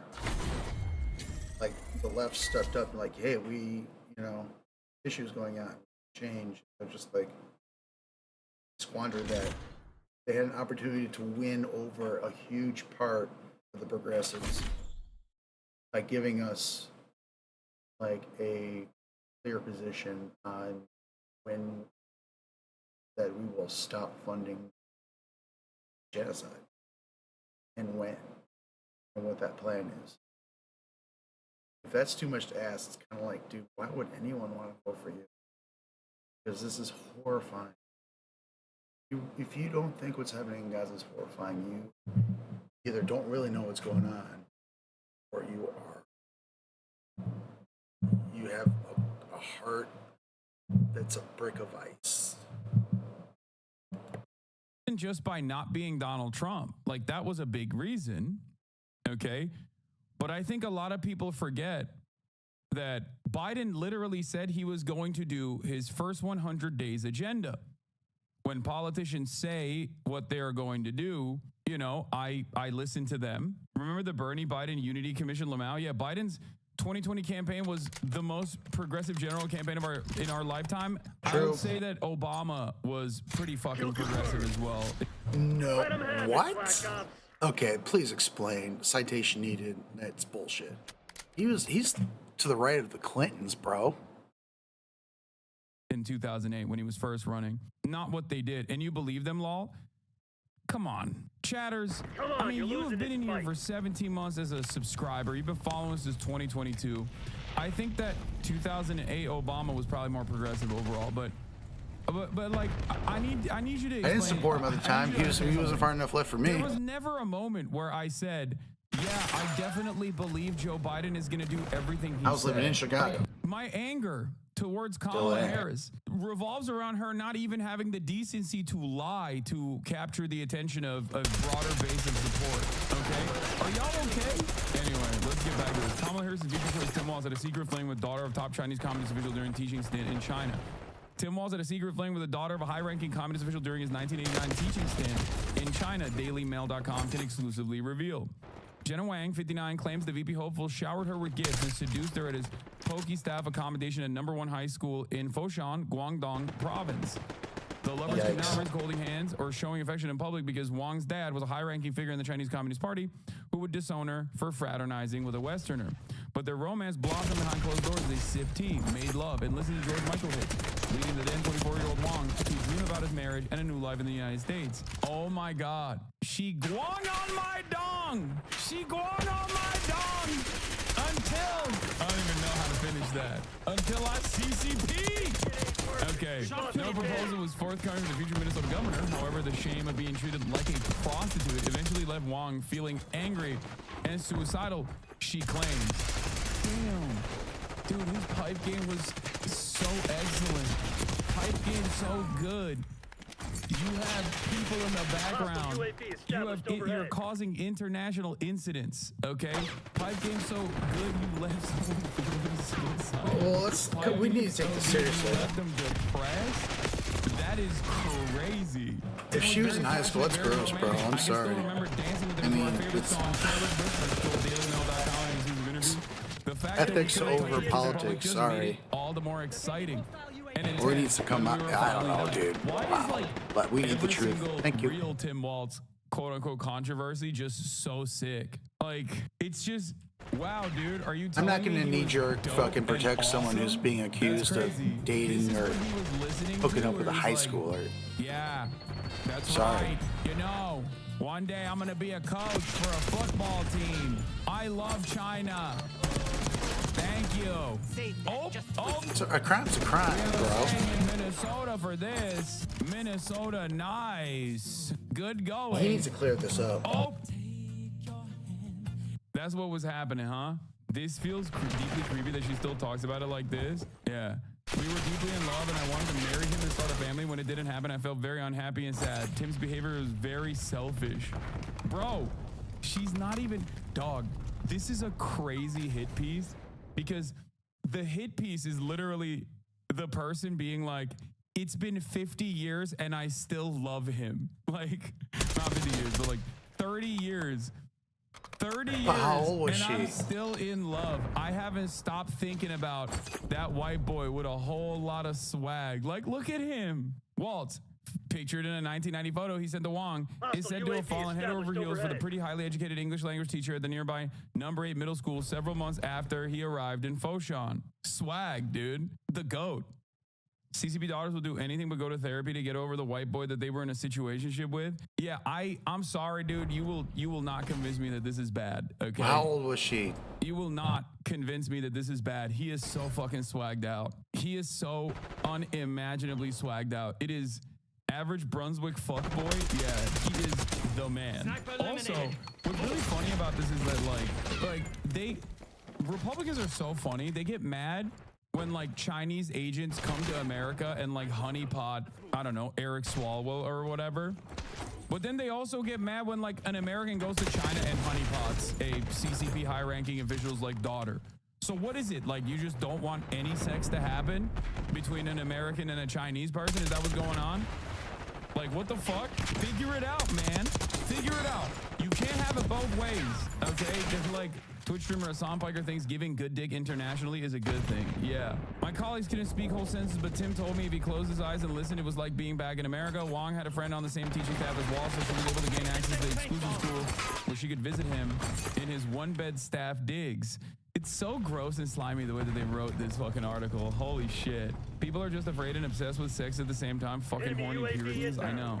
Over the weeks that followed, the lovebirds grew closer, walking in the park and going to dance in the evening, where there was less chance of being spotted by communist snoops. He avoided overt shows of affection in case it got back to Wong's father, Bin Hui, who was an... She had to be of age at this point. I'm guessing the way he's talking about this. I thought they mentioned something about high school, but the way that he's just kind of like that we're talking about this, like the scandal. I guess the scandal is supposed to be she was the daughter of an official of the Communist Party of China, but that's not a scandal. And it was in 1990. I'm old as dog shit. I was 10 years old. It was a long time ago. If he was like a young person, and like if she was like of legal age, and the only scandalous part of this is that like the politics of it is awful. I don't want to watch this movie. What the fuck's going on out there? Important CCP official and chairman of a labor union in her native city of Guilin. Walls would travel to Hong Kong and Macau on the weekend, cities that were more or less inaccessible for all but the Chinese elite, and bring back Western-style luxuries like blue jeans, Ray-Ban, sunglasses, and jewelry. Okay, if her father is a high-ranking CCP official, then she has access to those things. You just undermined the own argument that you presented in the fucking conversation. Like, what is it? Is her father a high-ranking CCP official? Part of the corrupt CCP that took advantage of all of the luxury that was afforded only to him because he's a Chinese elite? Or only Tim Waltz gets to have those luxuries? He couldn't sing, and when he tried to dance, he found it very hard. I could tell he was in the military, Wong said.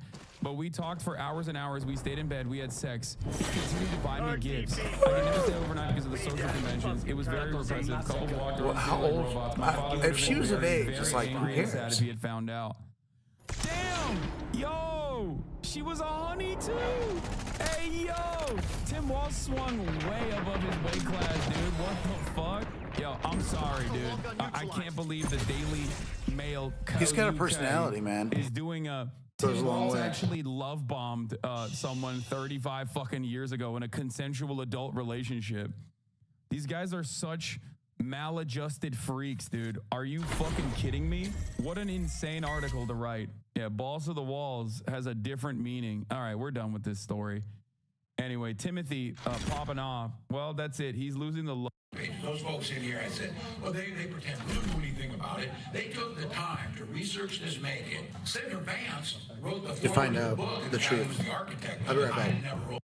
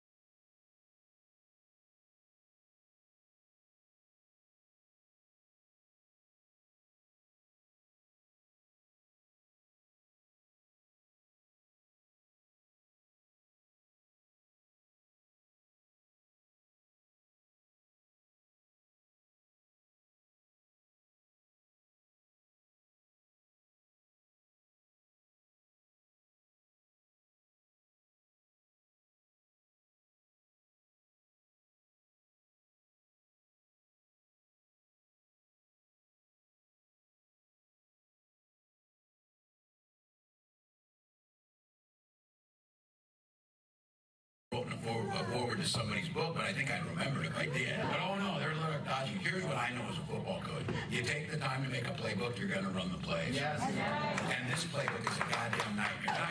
So for all the labor repeals the Bipartisan Infrastructure Act, the Inflation Reduction Act, costing hundreds of thousands of new jobs. Brad just talked about this. Included in there were things like the hydrogen hub that's going to create tens of thousands of new jobs for Boilermakers right here in Pennsylvania. When Senator Vance got out and said in Lansing, Michigan, Yeah, dude, I'm with you politically, man. I need the details of the story. They talk about taking that back, and he said that is table scraps. Well, you tell those 625 United Auto workers that put food on their table with those jobs that that's table scraps. That's what their plan is. He also is talking about putting a national sales tax on. Freedom to be able to send your children to school without worrying they'll be shot dead in the hall. And I say Once again, incredibly effective communicator on issues that he cares about, incredibly effective communicator that has a very unyielding progressive perspective on issues that he cares about. Whenever it's something that he has to defend that he doesn't personally have any any interest in, it's actually dog shit.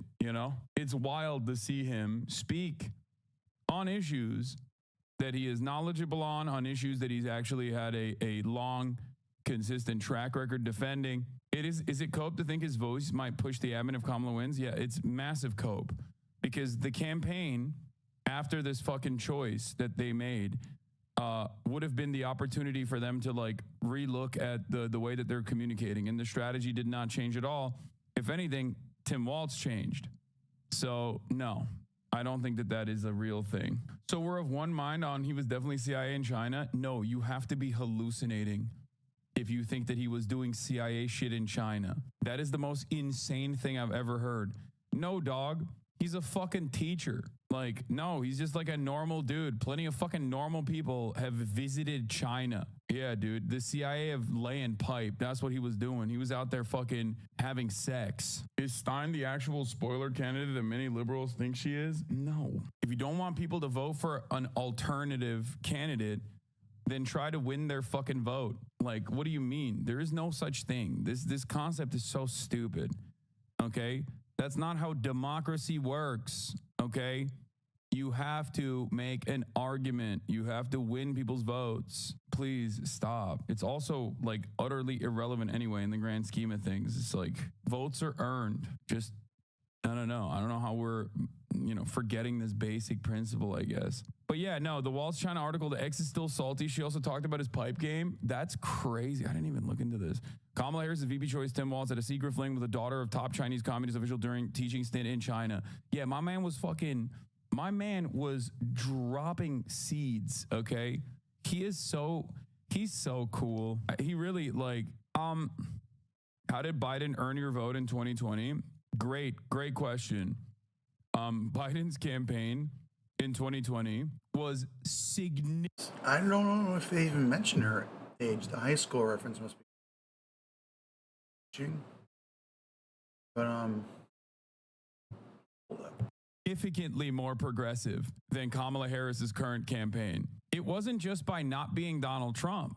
That was a big reason, okay? But I think a lot of people forget that Biden literally said he was going to do his first 100 days agenda. When politicians say what they are going to do, I listen to them. Remember the Bernie Biden Unity Commission Lamau? Yeah, Biden's 2020 campaign was the most progressive general campaign in our lifetime. I would say that Obama was pretty fucking progressive as well in 2008 when he was first running. Not what they did. And you believe them, lol? Come on, chatters. I mean, you have been in here for 17 months as a subscriber. You've been following us since 2022. I think that 2008 Obama was probably more progressive overall, but I need you to explain. I need you to understand something. There was never a moment where I said, yeah, I definitely believe Joe Biden is going to do everything he said. My anger towards Kamala Harris revolves around her not even having the decency to lie to capture the attention of a broader base of support. Okay? Are y'all okay? Anyway, let's get back to this. Kamala She a Harris teacher too. Tim Walz had a secret fling with daughter of top Chinese Communist official during teaching stint in China. Tim Walz had a secret fling with the daughter of a high-ranking communist official during his 1989 teaching stint in China, DailyMail.com can exclusively reveal. Jenna Wang, 59, claims the VP hopeful showered her with gifts and seduced her at his pokey staff accommodation at #1 high school in Foshan, Guangdong province. The lovers could not risk holding hands or showing affection in public because Wang's dad was a high-ranking figure in the Chinese Communist Party who would disown her for fraternizing with a Westerner. But the romance blossomed behind closed doors as they sipped tea, made love, and listened to George Michael hits, leading the then 24-year-old. She was 24. I'm guessing he was pretty close to that age, too. So, yeah, this story is just hot. That's all this is. If you think this hurts him, I mean, whatever. I'm sure he's got a family. I don't know who his relationship status at the time was when this happened, but at the end of the day, woo, that's like, you can write a book about that, like the secret love between this Western teacher who has these Western ideals and the daughter of this top Chinese Communist Party official. That's hot, dude. That's red hot. That's sick. He's 100. Okay, I'm done watching this. Peace and love.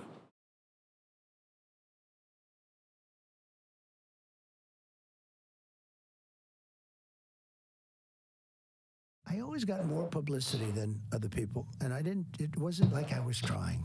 In fact, I don't know exactly why. Maybe you can tell me why. Oh, I could definitely tell you. You said a lot of wild shit. Maybe. As most of you know, the Don has finally made an appearance on the Joe Rogan Experience in what can only be described as one of the biggest events in podcasting history, with two of the strongest and most influential personalities in the world coming together for an uninterrupted 3-hour conversation. But for me, it wasn't actually the discussion itself that caused the most controversy. See, Google's up to its usual bullshit tricks again. I first noticed this when I posted my video on the recent Flagrant episode featuring the former president. It was one of my worst performing videos since I started my channel, which I thought was kind of strange. So I went to the back end of my YouTube account to see the analytics, and the average view duration and click-through rate were higher than usual. Then it quickly occurred to me that YouTube was effectively shadow banning my video in the lead up to the election by rate limiting the impressions. My views from notifications and subscription feeds were higher than usual, but YouTube refused to give me impressions on the home page or in suggested videos. But when this episode of JRE dropped over the weekend, it was a Saturday afternoon where I'm located, and it caught me off guard because usually Rogan's podcasts drop overnight. So I started watching a bit of it, but then I went out for the night. And so for the rest of that night and the next day, I kept checking in on my YouTube app to see how hard the episode was going, and sure enough, it was hitting 1 million views an hour. But here's the thing. Every time I opened YouTube, it wasn't in my home feed. I had to either go to my history or into my subscription feed to find it. How in the fuck is one of the most viral videos of the year not in my home feed every single time I opened the app, especially given I'd already watched 30 minutes of it? And how is it not at the top of the trending feed? I mean, it wasn't even trending at all. Now, we know that big tech has done this in the past. Twitter was one of the worst culprits before Elon took over and turned it into a free-for-all, but it just goes to show you how big this episode of JRE really was, that even with the rate limiting and shadow banning from Google, it was still getting 1 million views an hour, reaching over 30 million views in the 2 or so days that it's been up just on YouTube alone. I think it would have already pushed 100 million views without the interference, so it'll be interesting to see what YouTube does if Kay Harris ends up going on the podcast, but it looks like time is running out for her. So I'm going to try and avoid mentioning the former president by name in this video to see if YouTube will still rate limit it, but if you want to help me out, post this video wherever you can and share it with friends and family who you think might be interested in watching. One of the beautiful things about you is that you freeball. Like, you get out and you do these huge events and you're just talking and you're making. We've highlighted you on the show many times when you did this Biden impression where he's walking around, doesn't know what he's doing. It's funny. It's stand up. It's funny stuff. But it's like you and you're nah, dude, fuck off. That's not funny, dude. It's dog shit. You have like comedic instincts. Like when you said to Hillary, you'd be in jail. Like that. I can't even. I don't know if I can watch this. Say Trump, you got to no, he's just stupid once in a while. And he's like shameless. That's what it is. He's not funny, he's shameless. And once in a while he will accidentally be funny because of his lack of shame. That's it. To give him any kind of comedic credit, which he'll take. Look, of course, I'm a fucking genius. I'm a comedic genius. I'm funnier than you, Joe Rogan. Which, by accident, maybe. But enemy UAV inbound. Dude, stop glazing. I hate, man. The glazing that goes on in the GRE universe, everyone's just constantly glazing each other. They're just hating on oppressed communities and then glazing each other. It's gross. It's just fillet. That would be more. That would probably even be better. That'd be better. Instead of like pretending you're super tough. We got the lead. Big strong men. And like totally like control everything. And just kind of lying to yourself all the time. Just fillet someone. Get filleted by someone like buds by your bros. And at the end of the day, then just like let go. Let it go. Let it go, bro. It's gonna be okay, no one cares. At the end of the day, it's like losing feed. Hey there.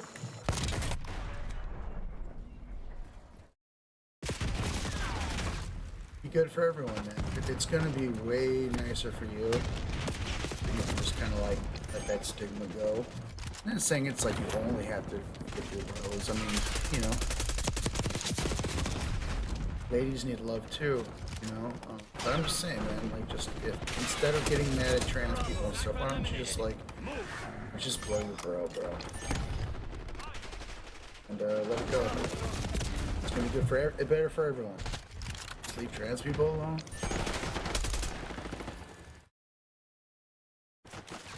Marginalized people, just leave them. Control of Bravo. I think it's such a good point. I'm really proud of myself.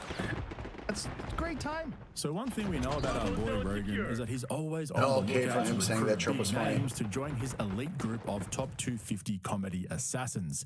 And whatever you think of DJT, you can't deny that he's funny as fuck. You can expect him to start headlining at the Comedy Mothership in the next couple of weeks and even appear as a regular guest on Kill Tony. You guys know this, but there's literally a floating island of garbage in the middle of the ocean right now. Yeah. I think It's shook like 1 trillion times by now. Okay, all right. Okay, we're getting there. Okay, so maybe scratch that Kill Tony appearance, but it was lucky that we got a JRE fight companion the day after the Don went on the podcast because we got to hear Rogan's reflections on the conversation from the previous day. I was so surprised when I saw that they went for 3 hours uninterrupted.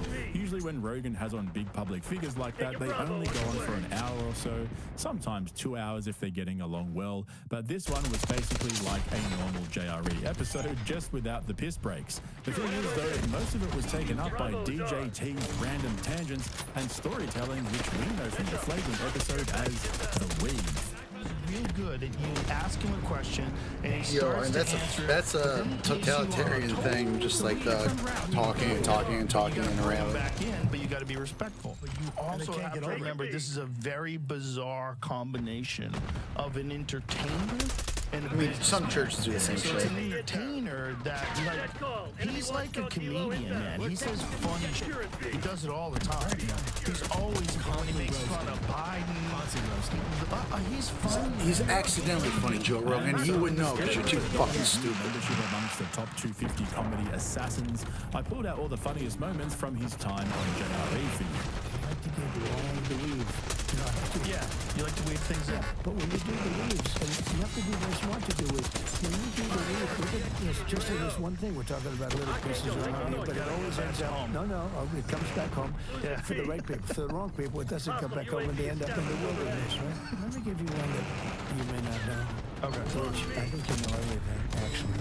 As a student of yours. But water. the way, gave me the nicest endorsement to him. The tougher he said the country's going to fail. You should do the same thing. Watch your fucking fire, Look! Do not let the contract touch the ground. That's sacrilegious. Who wants to storm the Burger King with me? Huh? Who wants to cause the insurrection at the 7-Eleven on 33rd? There's 11 million votes over there that we need to get Trump in the White House so we can strip away more women's rights away from the women. Hell yeah. Not good enough to take away abortion. We need to take away their vaginas and everything else for Trump in the name of God and Jesus. Hell yeah.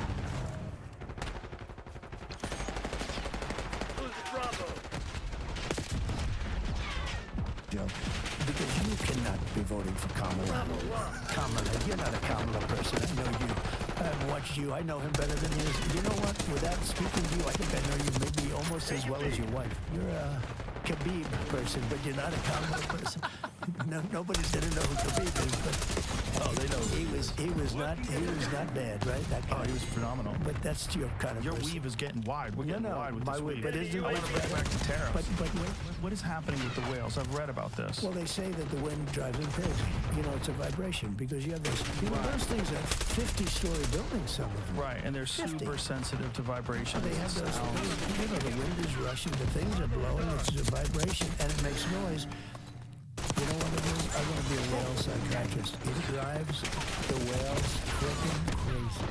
This guy's nuts. I'm telling you, he was so stupid. He was so unwise. He was like an unwise man. I like to sit with pilots a lot of times, and these guys are specimens. I always say they're better looking than Tom Cruise. Okay? And they're even taller. Like perfect specimens. All right, quick height comparison. Tom Cruise comes in at 172.1 centimeters or 5'7" 3/4 inches, whereas Rogan comes in at 170 centimeters, which is 5'7" flat. Ooh, that's brutal. You know Joe was burning behind that laugh. But let's take a moment to look at how this podcast actually came to be, because for those of you who have been following this channel, you'll know that Rogan has refused to have DJT on the podcast over the years because he simply didn't want to help him, he wanted to remain neutral, and also because he didn't think he'd be able to have an uninterrupted discussion without handlers getting involved. So, what was it that changed his mind after all these years? He did my friend Theo Vaughn's podcast, and he just did it. How did he do it? He did great. And he just talks like a normal human being. Is that why you called me to do this? No. I was. He was a nice once guy. they shot you, I was like, you've got to come in here. It's all about timing. It's all about the timing. Think our timing. Okay, so apparently Joe decided it was finally time to get him on after he was shot in the ear at that rally, which is probably true, but I don't think that's the whole story. And this is something which I think people generally get wrong about Rogan. He likes to play the humble card and claim that he doesn't care about numbers and fishing for viral moments on his show, yet time and time again he proves the exact opposite. We saw how he leaned in so hard to Terrence Howard's mental illness and exploited it for views twice, and how he was quick to get Cat Williams on the podcast after he called out Joe for pushing 6 never-been-funny comedians. So it's clear that Joe can be quite reactionary at times, and given that the Don had been in a few other podcasts already in the last couple of months, I feel like he had no choice but to get him on, or else be left behind by the other podcasters who got there before him. And don't get me wrong, I don't think there's anything wrong with that. I've always said he should get him on the podcast, but I think Rogan just got in there in time with this one. We know he's proud of having the #1 podcast in the world. We've heard him say that a bunch of times, and so the pressure to get DJT on must have been pretty strong for him to finally give in after all those years of refusal. Oh, and there's also Dana White. Dana White, who you love, who I love. I assume you love. Love that dude. I think he's a class by him. He's probably the reason why you're here. Hostile UAV established overhead. He's one of the big ones. He is the greatest guy. You know, I always say, nobody's indispensable. You know, everybody can be replaced. Maybe you can't be. You might not be. But Dana White, truly, I don't think they made like a great deal. Yeah, it's because of him. Take him out, I think it's all different. No, he's the best. He's also the greatest. So it's interesting how Dana White played a big role in getting the Don on there, according to Joe at least, and how he also helped to resurrect Bud Light through Rogan and Shane Gillis as well. He's one powerful dude, huh? But going back to the actual conversation itself, as usual, there's been a lot of controversy over the questions Rogan was asking. People think he didn't go hard enough. Jamie was almost completely silent the whole time. And you guys know my thoughts on this. Either fact check the podcast properly or tell Jamie to shut the fuck up. I think Joe got this one mostly right in my opinion, and I'll show you what I mean exactly in a moment. I don't think JRE is set up for proper fact checking. There's more to it than just Googling stuff, and even then, fact checking is full of bias anyway. So basically, Joe didn't go hard on many policy points, except for the tariff discussion and the talk about how he would end the wars going on at the moment towards the end of the podcast. I get that policy was important for a lot of Americans, but for me personally, I agree with Joe. I'm more interested in what it was like for a non-politician to become president and go into a whole new world overnight. Remember, this is their first conversation, so it's not all about next week. Joe had a bunch of questions that he's been wanting to ask for years. Nervous for Trump? I was definitely hyped up. I was excited because I wanted to, there's a lot of questions I need to answer. Did you feel pressure? No, not pressure. Pressure mean like make sure you cover what you want to cover. No. Just like I knew what was important. Did you not prepare for necessarily? Yeah. Did you ask him why he was so pro-vaccine? No, I didn't. I don't want to get involved in a podcast where there's a lot of shit I want to get to. Yeah. I want to know what the is in the JFK files. Did you? That's what we talked about. I didn't see that part because I seen he half. said there's a lot of people that are through. still alive, and I said, okay, so that's why you wouldn't release it because some of the people that are going to be implicated are still alive. So what that's saying to me is that the government was involved. 100%. Everybody knows. One of the things that I want to talk to you about is the JFK files. And one of the things that you said was that if they showed you what they showed me, this was your quote, you wouldn't want people to know it either. They called me, a lot of good people called me, people that that you would find reasonable people, and they asked me not to do it. So I said, well, we'll close it for another time. But if I win, I'm going to open them up. I'm just going to open enough. Why didn't you open it up the first time? Because a lot of times, what was the hesitation, though? Addresses, people that are still living. There are people that are affected. How much of it did you read into? I think it's going to be just fine to open it. Let me put it that way. I think it's fine. It's going to be time. It's a cleansing. It's really a cleansing. So I'm going to do it. I'm going to do it immediately, almost immediately upon entering office. Sort of imagine what could be a reason why they would not release those files. It would be there's people that were implicated in the assassination. Yeah. Well, when there are living people, you generally tend not to want to do it. When people are still living people that formerly worked for the government. And living people that were somehow involved in it, and you tend not to do that. But it's time to open them. See, I don't get that. Isn't the whole point of opening the files to answer questions in the name of transparency and accountability? Joe said this on The Fight Companion too, that it's obvious they're trying to protect the government from the embarrassment because they were involved in the JFK assassination and don't want to reveal the truth while some people who were involved are still alive. So you can tell that Rogan was disappointed and confused as to why he said he'd make the files public in his first administration, but then he backed out and now he's again saying the same thing, that he'll release them if he gets in again. But it wouldn't be a classic episode of JRE without a discussion about aliens, except again, Joe came out pretty disappointed. There's a lot of interest in the people coming from space. Yes. And I know you're interested in that. Very interested in that. How much did they tell you about that? A lot. Really? Yeah. What did they tell you? How much can you tell? How's that work? Is it like super top secret? I can tell, Tell me. Well, based on Hunter Biden, I can say whatever the hell I want, right? But it's never been my thing, I have to be honest. I have never been a believer. I have people that Area 51 or whatever it is. I think it's the #1 tourist attraction in the whole country or something. Area 51 in Las Vegas. Do you know that, right? Sure. I know what it is. So anyway, but it's a big tourist thing. So I interviewed jet pilots that say they saw something. If you saw them, you'd love to have them. I've had a couple in here. I interviewed jet pilots that were solid people. Perfect. I mean, great pilots, great everything. And they said, we saw things, sir, that were very strange. Like a round ball, but it wasn't a comet or a meteor. It was something. And it was going 4 times faster than an F-22, which is a very fast plane, you know. So when you were talking to these people, was this something that you were compelled to have conversations about? Was this your personal interest? No, a little bit. It's not a great interest for me, but it's a little interest. I get that question as much as almost any question. Do you think that we have aliens coming, you know, flying around or whatever? What do you think? There's no reason not to. But I did interview, let's say 3 or 4 guys that, and without tremendous interest, if you had them, as I said, you'd love to have them as your children. Solid, beautiful people. They said, sir, there's something there. You know, there's something there. They've said it, yeah. Yeah, I've talked to quite a few of them. They're not conspiracy guys. I feel like Rogan's going to be forever disappointed that the US government knows absolutely fuck all about aliens. He's admitted several times that he knows deep down there's probably nothing there, but he's still hopeful that there is, and he wants to believe it. I feel like the Don would have given him a bit more than that if he actually knew anything. But one thing they did get into was the assassination attempt, and Joe even asked to take a closer look at his scar after all the controversy over how quickly his ear healed from the gunshot wound. Joe, did you ask Trump about the assassination? Like, there's nothing on it? Yeah, There's I didn't no one ask him asking about questions? that. It's hard to corral him. Like I said, he's like very slippery. No, I don't even mean that in a bad way. I mean that he just he talks. Yeah. The guy's a gifted talker. He can just talk. You never have to worry about him running out of things to say. And so when I was talking to him about the assassination, he was just joking around.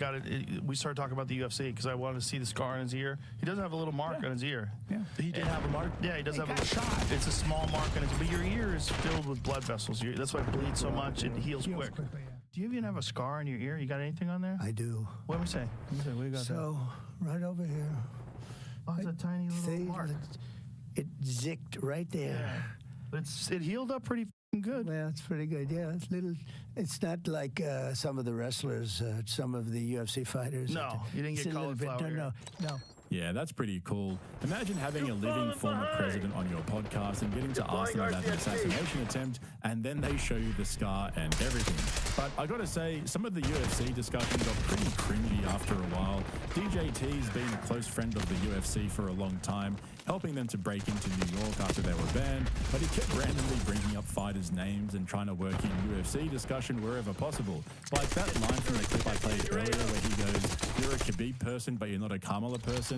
Yeah, that was pretty fucking weird. But now the question is, will the Don's opponent go on JRE in the next few days, given how viral this episode was, even with all the shadow banning and interference from Google? What do you want to ask him? I want to talk to her like a human being.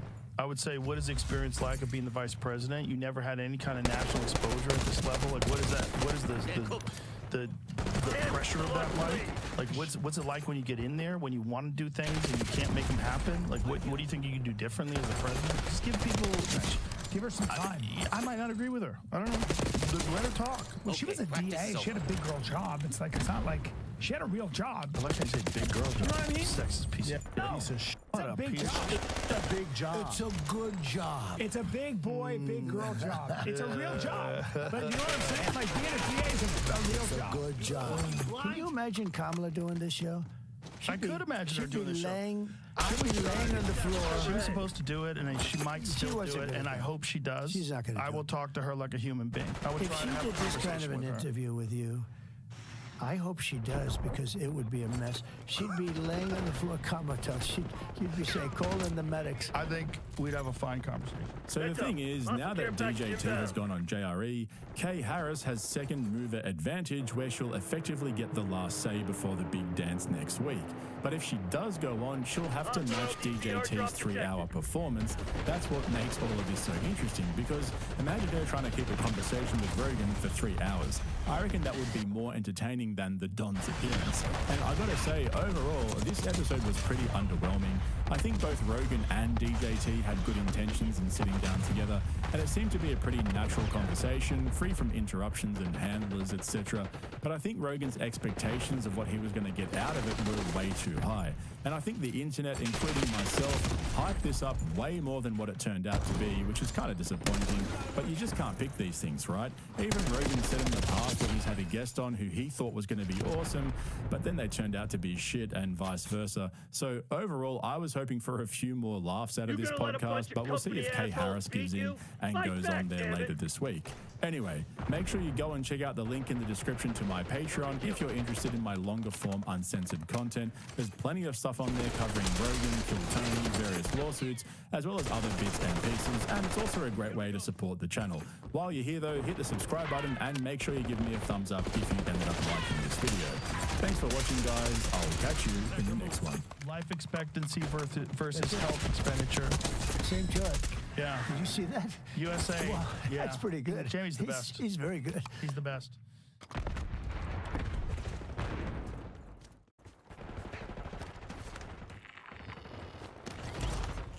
Tony's out there with Bert right now doing fully loaded. Oh, there you go. He's like, what am I doing with my life? I agree to that. You don't know who Bert Kreischer is, one of those two fat guys driving a unicycle. He's the pregnant man emoji on your iPhone. Yeah. And people hate on Bert. Like, no, it's so fun. Dude, I hate on Bert because I think because he over promotes. Don't be promoting every minute of every day. It's not that fun. Yes, exactly. It's not fun for the people. And also the people that are like paying attention to your social media, like, stop. Leave me alone. But Like, stop being so goddamn needy. Stop thinking about money so much. Money is only fun coupons. But you're a zillionaire. No. Protect Our Parks is back for its 12th episode, and as usual, when you have 4 of the 250 biggest comedians in the world, there's gonna be a lot of comedy talk. And Rogan seemed to keep bringing the conversation back to his comedy club in Austin several times, which has been open for around a year now. Apparently, it's already reached its full potential, and he's looking to expand his comedy club operations to new locations. There was also quite a bit of discussion around Bert Kreischer's Fully Loaded tour, which sparked Rogan's latest idea for a comedy festival at the Mothership. So I'm going to take you through all of those details, as well as Ari Shaffir pissing in beer cans instead of going to the bathroom, which ended up spilling onto the floor. Yeah, Rogan and Jamie weren't happy. You suck. Don't do it, Ari. Go pee out there, you f***ing idiot. Listen, I'll tell you this. You peeing now? Next time, yes, but it's already pinched. We got to get you a catheter. This is out of control. Oh, I remember my first beer. But in terms of the comedy scene, you could argue that there are 3 comedy kings at the moment. There's Joe Rogan with his Mothership Comedy Club, Bert Kreischer with his Fully Bloated tour, and Tony Hinchcliffe with Kill Tony. Now, when I say comedy kings, I don't mean the funniest or best comedians. That's obviously highly subjective and depends on individual tastes. What I really mean is the guys at the top who have the most influence over the comedy scene and effectively operate as comedy gatekeepers. And I think for Rogan and Hinchcliffe, it's a little bit more obvious than it is for Bert, especially when it comes to Kill Tony. But I'm doing a 3-part series on Hinchcliffe and Kill Tony over on Patreon, so you can go and check that out via the link in the description if you're interested. Part 1 is already out and Part 2 is on its way. As for this video though, I'm going to focus on Rogan and Bert because they have very different approaches to comedy, and now that Rogan's comedy club is off the ground and doing so well, it looks like he's taking a leap. Alive. So, I mean, again, the thought that, like, Arabs want to kill Americans, or, like, they're after our freedoms. They're jealous of our freedoms. Like, no one gives a fuck. They just want to kill you because, like, you keep invading their countries and, like, bombing them. That's why they want, if they want to kill you, they don't want to kill you when they're 2. They want to kill you when they're a little bit older. But, like, if you kill a little kid's mom and he witnesses mom dying because you dropped the bunker buster on their building, he might want to kill you. You know what I mean? It's pretty fair. So...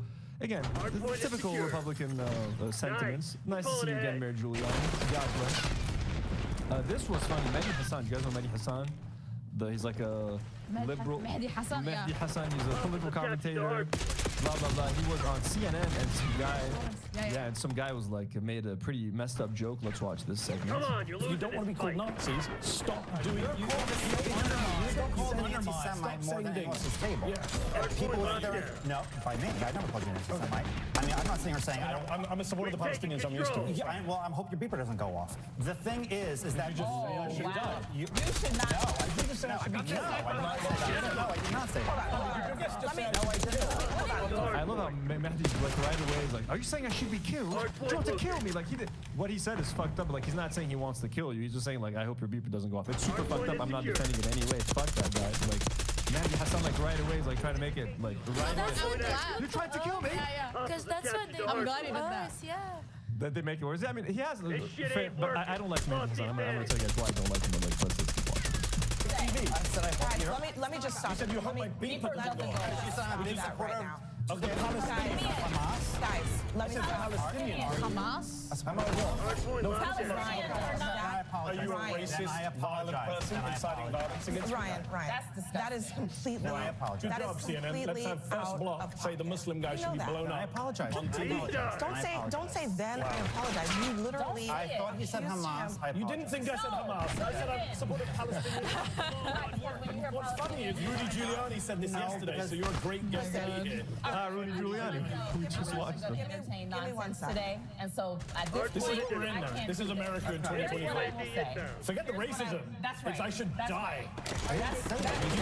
What does beeper mean? Don't give me a I didn't say you should. Why did you say with my beeper? What did you mean by the beeper? What did you mean by the beeper? You said, anyway, so Mehdi Hassan, the problem, and he's been called out on Twitter a lot because of this.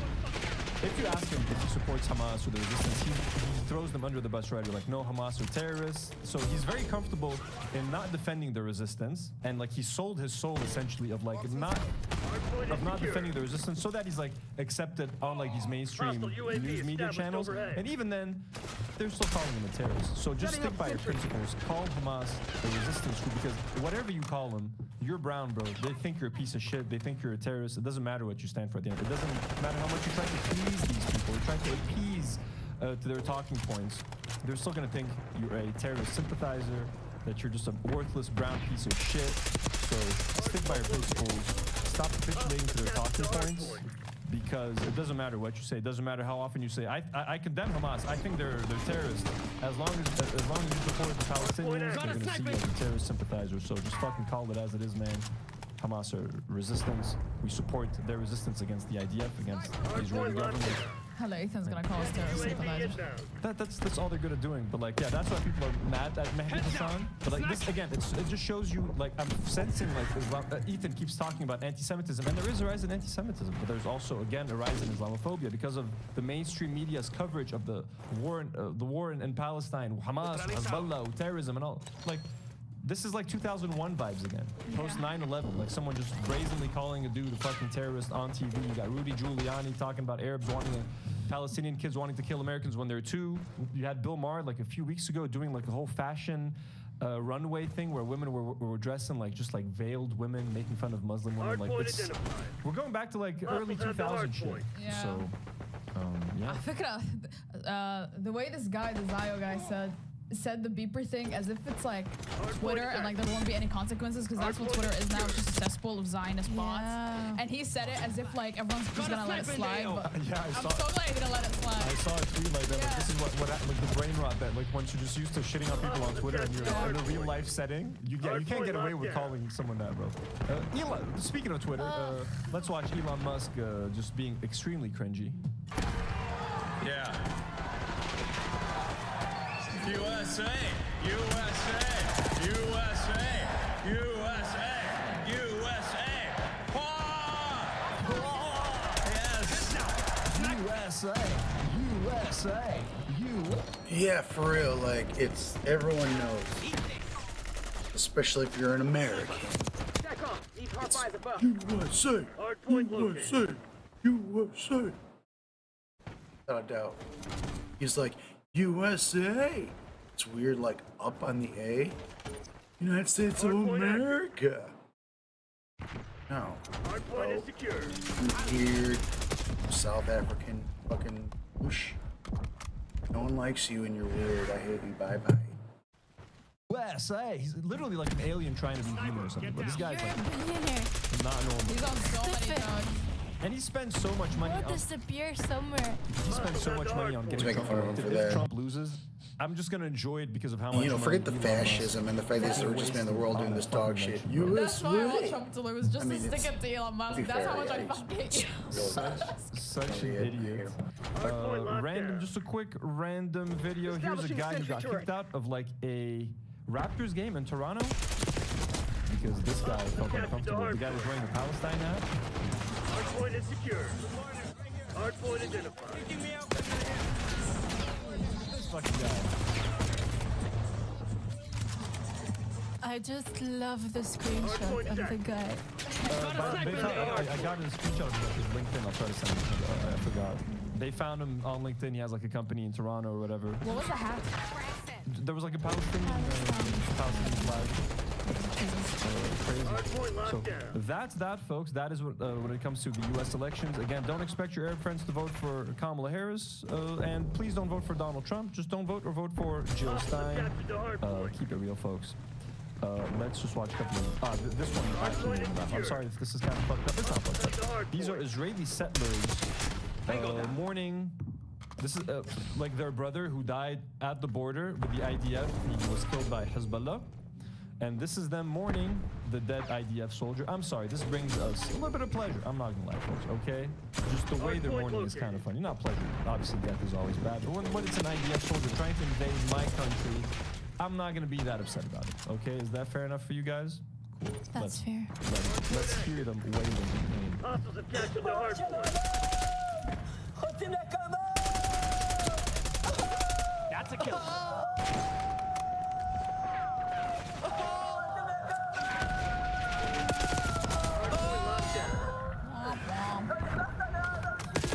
Get together, take revenge! As many women and children as you can! Everyone you saw! This is what you wanted! Sniper is dead. Move. Weird, homie. The genocidal even when they're mourning. This is what they're thinking about, even in death. I just can't. I love when he starts wailing. Like the guy standing next to him starts wailing as well. Let's watch this. It's really fake, I forgot. Let's watch this again. I'm sorry. UAV established overhead. Christ, if Ethan heard that, he'd freak. He'd be like, how dare you? He's suffering. Hardpoint is active. Hostiles have captured the hardpoint. Anyways, God rest his soul. I mean, it's hard to. I mean, I understand where they are coming from. Oh, I can't. I mean, yeah, I know it's dog shit, but you can't. Damn it, we've lost the You lead. can't go that far. You just can't. No. Hey, Kamala, what about the draft, which requires... Hardpoint is secure. My God! My God! Let's go! Hey, Kamala! What about the draft? Hardpoint locked down. Hardpoint located. Nervous, scared. Here it is, ladies and gentlemen, the long-awaited. Many people, I suspect, were undecided and holding out until they got to hear from the homegrown Ohio boy, now living in Puerto Rico to avoid paying taxes, Jake Paul. A lot of people I see in the chat are going, "Oh, dude, is he Amish now?" No, he is presenting himself as Dagestani. This is not Jake Paul trying to look Amish. This is Jake Paul trying to look like he is from Dagestan. Okay, now let's take a look at what he had to say. I mean, I myself have been undecided up until this moment. I'm waiting. I'm waiting to see what Jake Paul's decision is. Yeah, Jake Paulomedov. To make this video because of what it means in terms of my career, my life, people coming after me, more accusations, more turmoil, more division potentially. However, I just want to provide information to the potentially undecided voter, the things that I have seen. Took out their sharpshooter. Hardpoint is secure.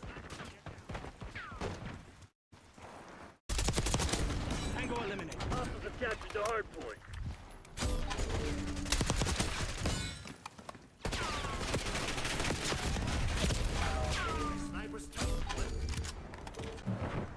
Over the past couple of years that have led me in a certain direction as to who I am supporting in this presidential election. And most of all, encouraging y'all to actually vote.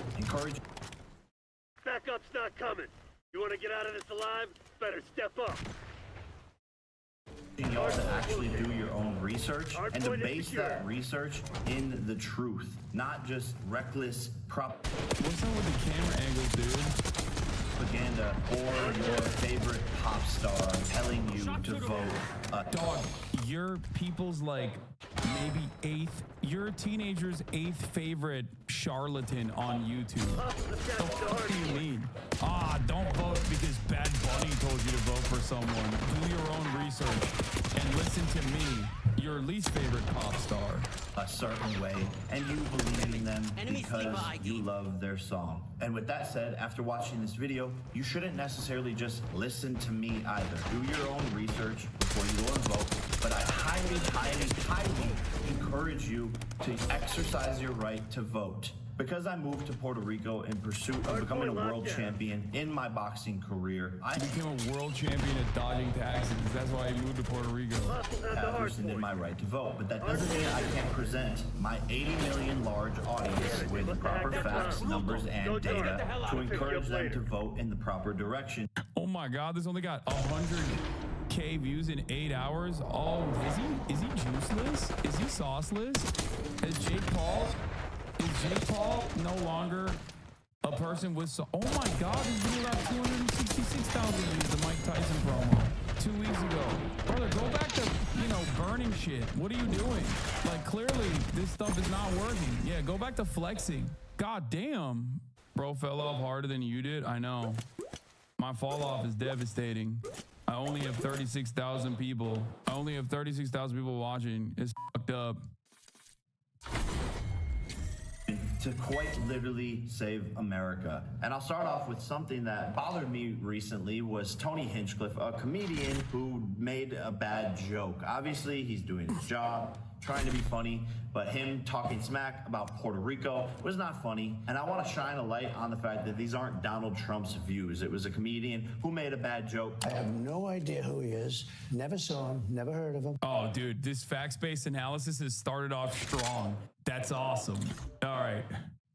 Mr. Facts-based analysis, dude. He's coming in. He's done his own research. And don't want to hear of him. Tony, while I love most of your work, Puerto Rico is the most beautiful place on earth, and the people here are absolutely incredible. Wars, health, guns, jobs, economy, inflation, border control, freedom of speech. The list goes on and on and on with the number of problems that America currently faces. And I don't come to you to make this video to create more division. I believe love is the key to the universe, and that we should all love each other more and more and more. And it saddens me that in the current political state of the world in America, people can't have opinions without outrageous backlash. And I truly believe we can all agree on that things just don't feel right. America doesn't feel good. It shows that dude, these multi-camera jump cuts are gonna make me throw up, dude.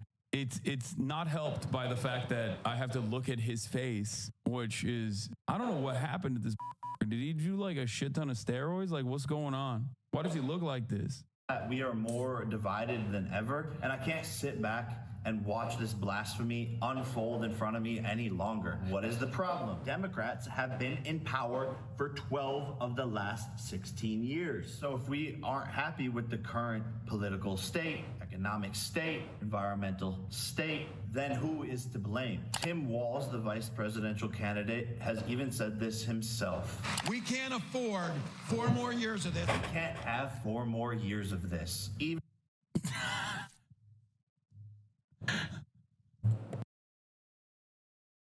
Talking about Trump, right? Wow. He's great facts-based analysis. I wonder what Tim Walz was talking about. Oh, dude, this is like, I'm going to go back to this. After Jake Paul's endorsement for Donald Trump.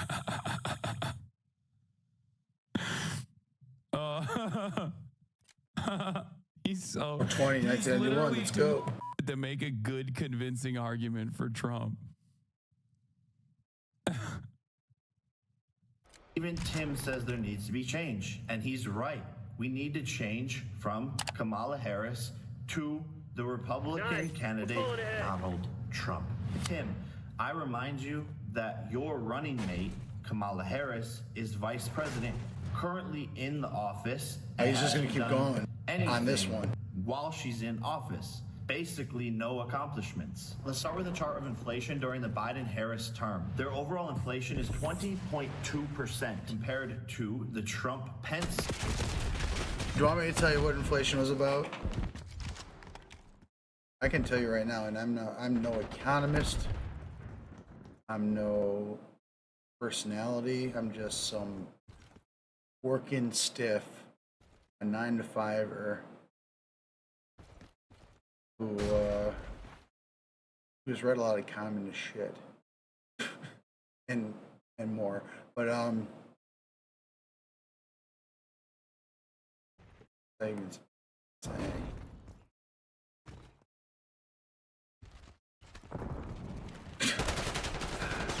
And I've also been drinking the BlackOps surges. I'm about to make a point, but then I like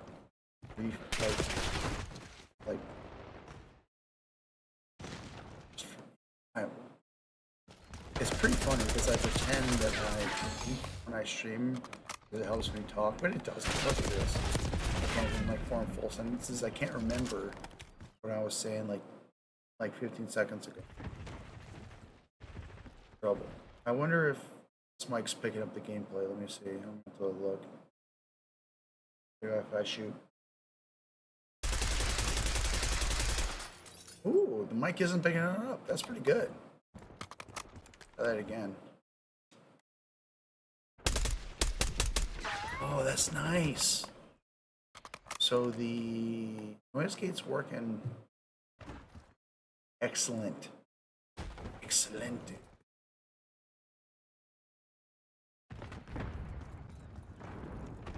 You say wonderful in German. Wundervoll.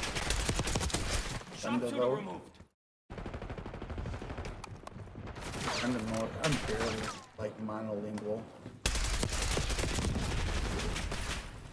Bilingual. Impossible for my fucking dog shit brain. Full of marijuana resin and fucking head brain damage. Childhood. I got that sniper. If there's any like young people watching this, think about the future. Eckhart, think about the future.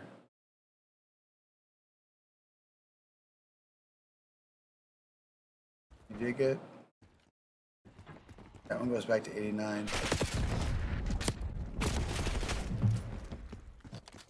Administration with an overall inflation of 6.7. I don't give a fuck what Paul's got to say about anything. What else is on? Besides me, hello. Look, it's me. It doesn't say the viewer count or how many are watching. Because no one's watching. Which is fine. So, I mean, okay, you know what? Now you know why I'm doing it. Right now, I'm showing you the example because I got no one watching, but I should still talk, right? It's kind of weird to just sit in silence unless I'm like some pro or ranking up. I'm definitely casual, but I'm like in that I'm one of those people that watch YouTube videos about Call of Duty and stuff. I don't, I would assume I'm like a little better than average or the super casual. But at the end of the day, I'm still just a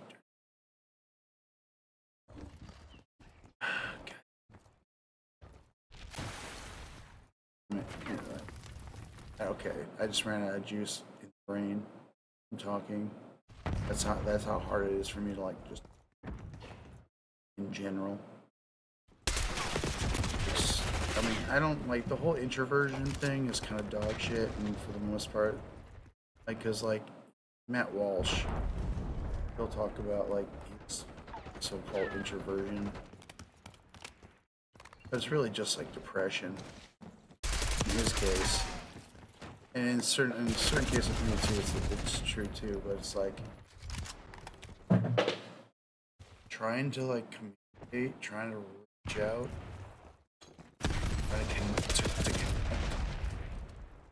So hard to do. It's exhausting. It takes a lot of energy. And I don't know what else to call that besides introversion. Like, fuck yeah, I get super lonely. It's kind of like with the idea of like having to like go out and make the effort. We've taken control. Try to connect, and then like, but like it's in like the failure that's gonna come with that. Tons of failure. I mean, because like it takes energy just to like talk to someone, and then when that interaction turns out to be like bad or toxic or just kind of not worth it, it's like it's just kind of like, oh God. It like hurts or whatever. I'm like, when cops stop psycho creeps in the act. So let's see it. In that parking space, he tried to grab me and put me in the front seat. And he choked me out and made me put on my clothes, my bottom pants. This was the beginning of the hunt for a serial maniac who stalked women from his car, ultimately ending up behind bars. But today, we're going to dig into 5 more cases where the police had their hands full dealing. Okay, actually, I got my buddy here. We're gonna play, so I'm gonna get off. Just love y'all. Y'all are great. Literally, I'm talking to nobody. We got the lead.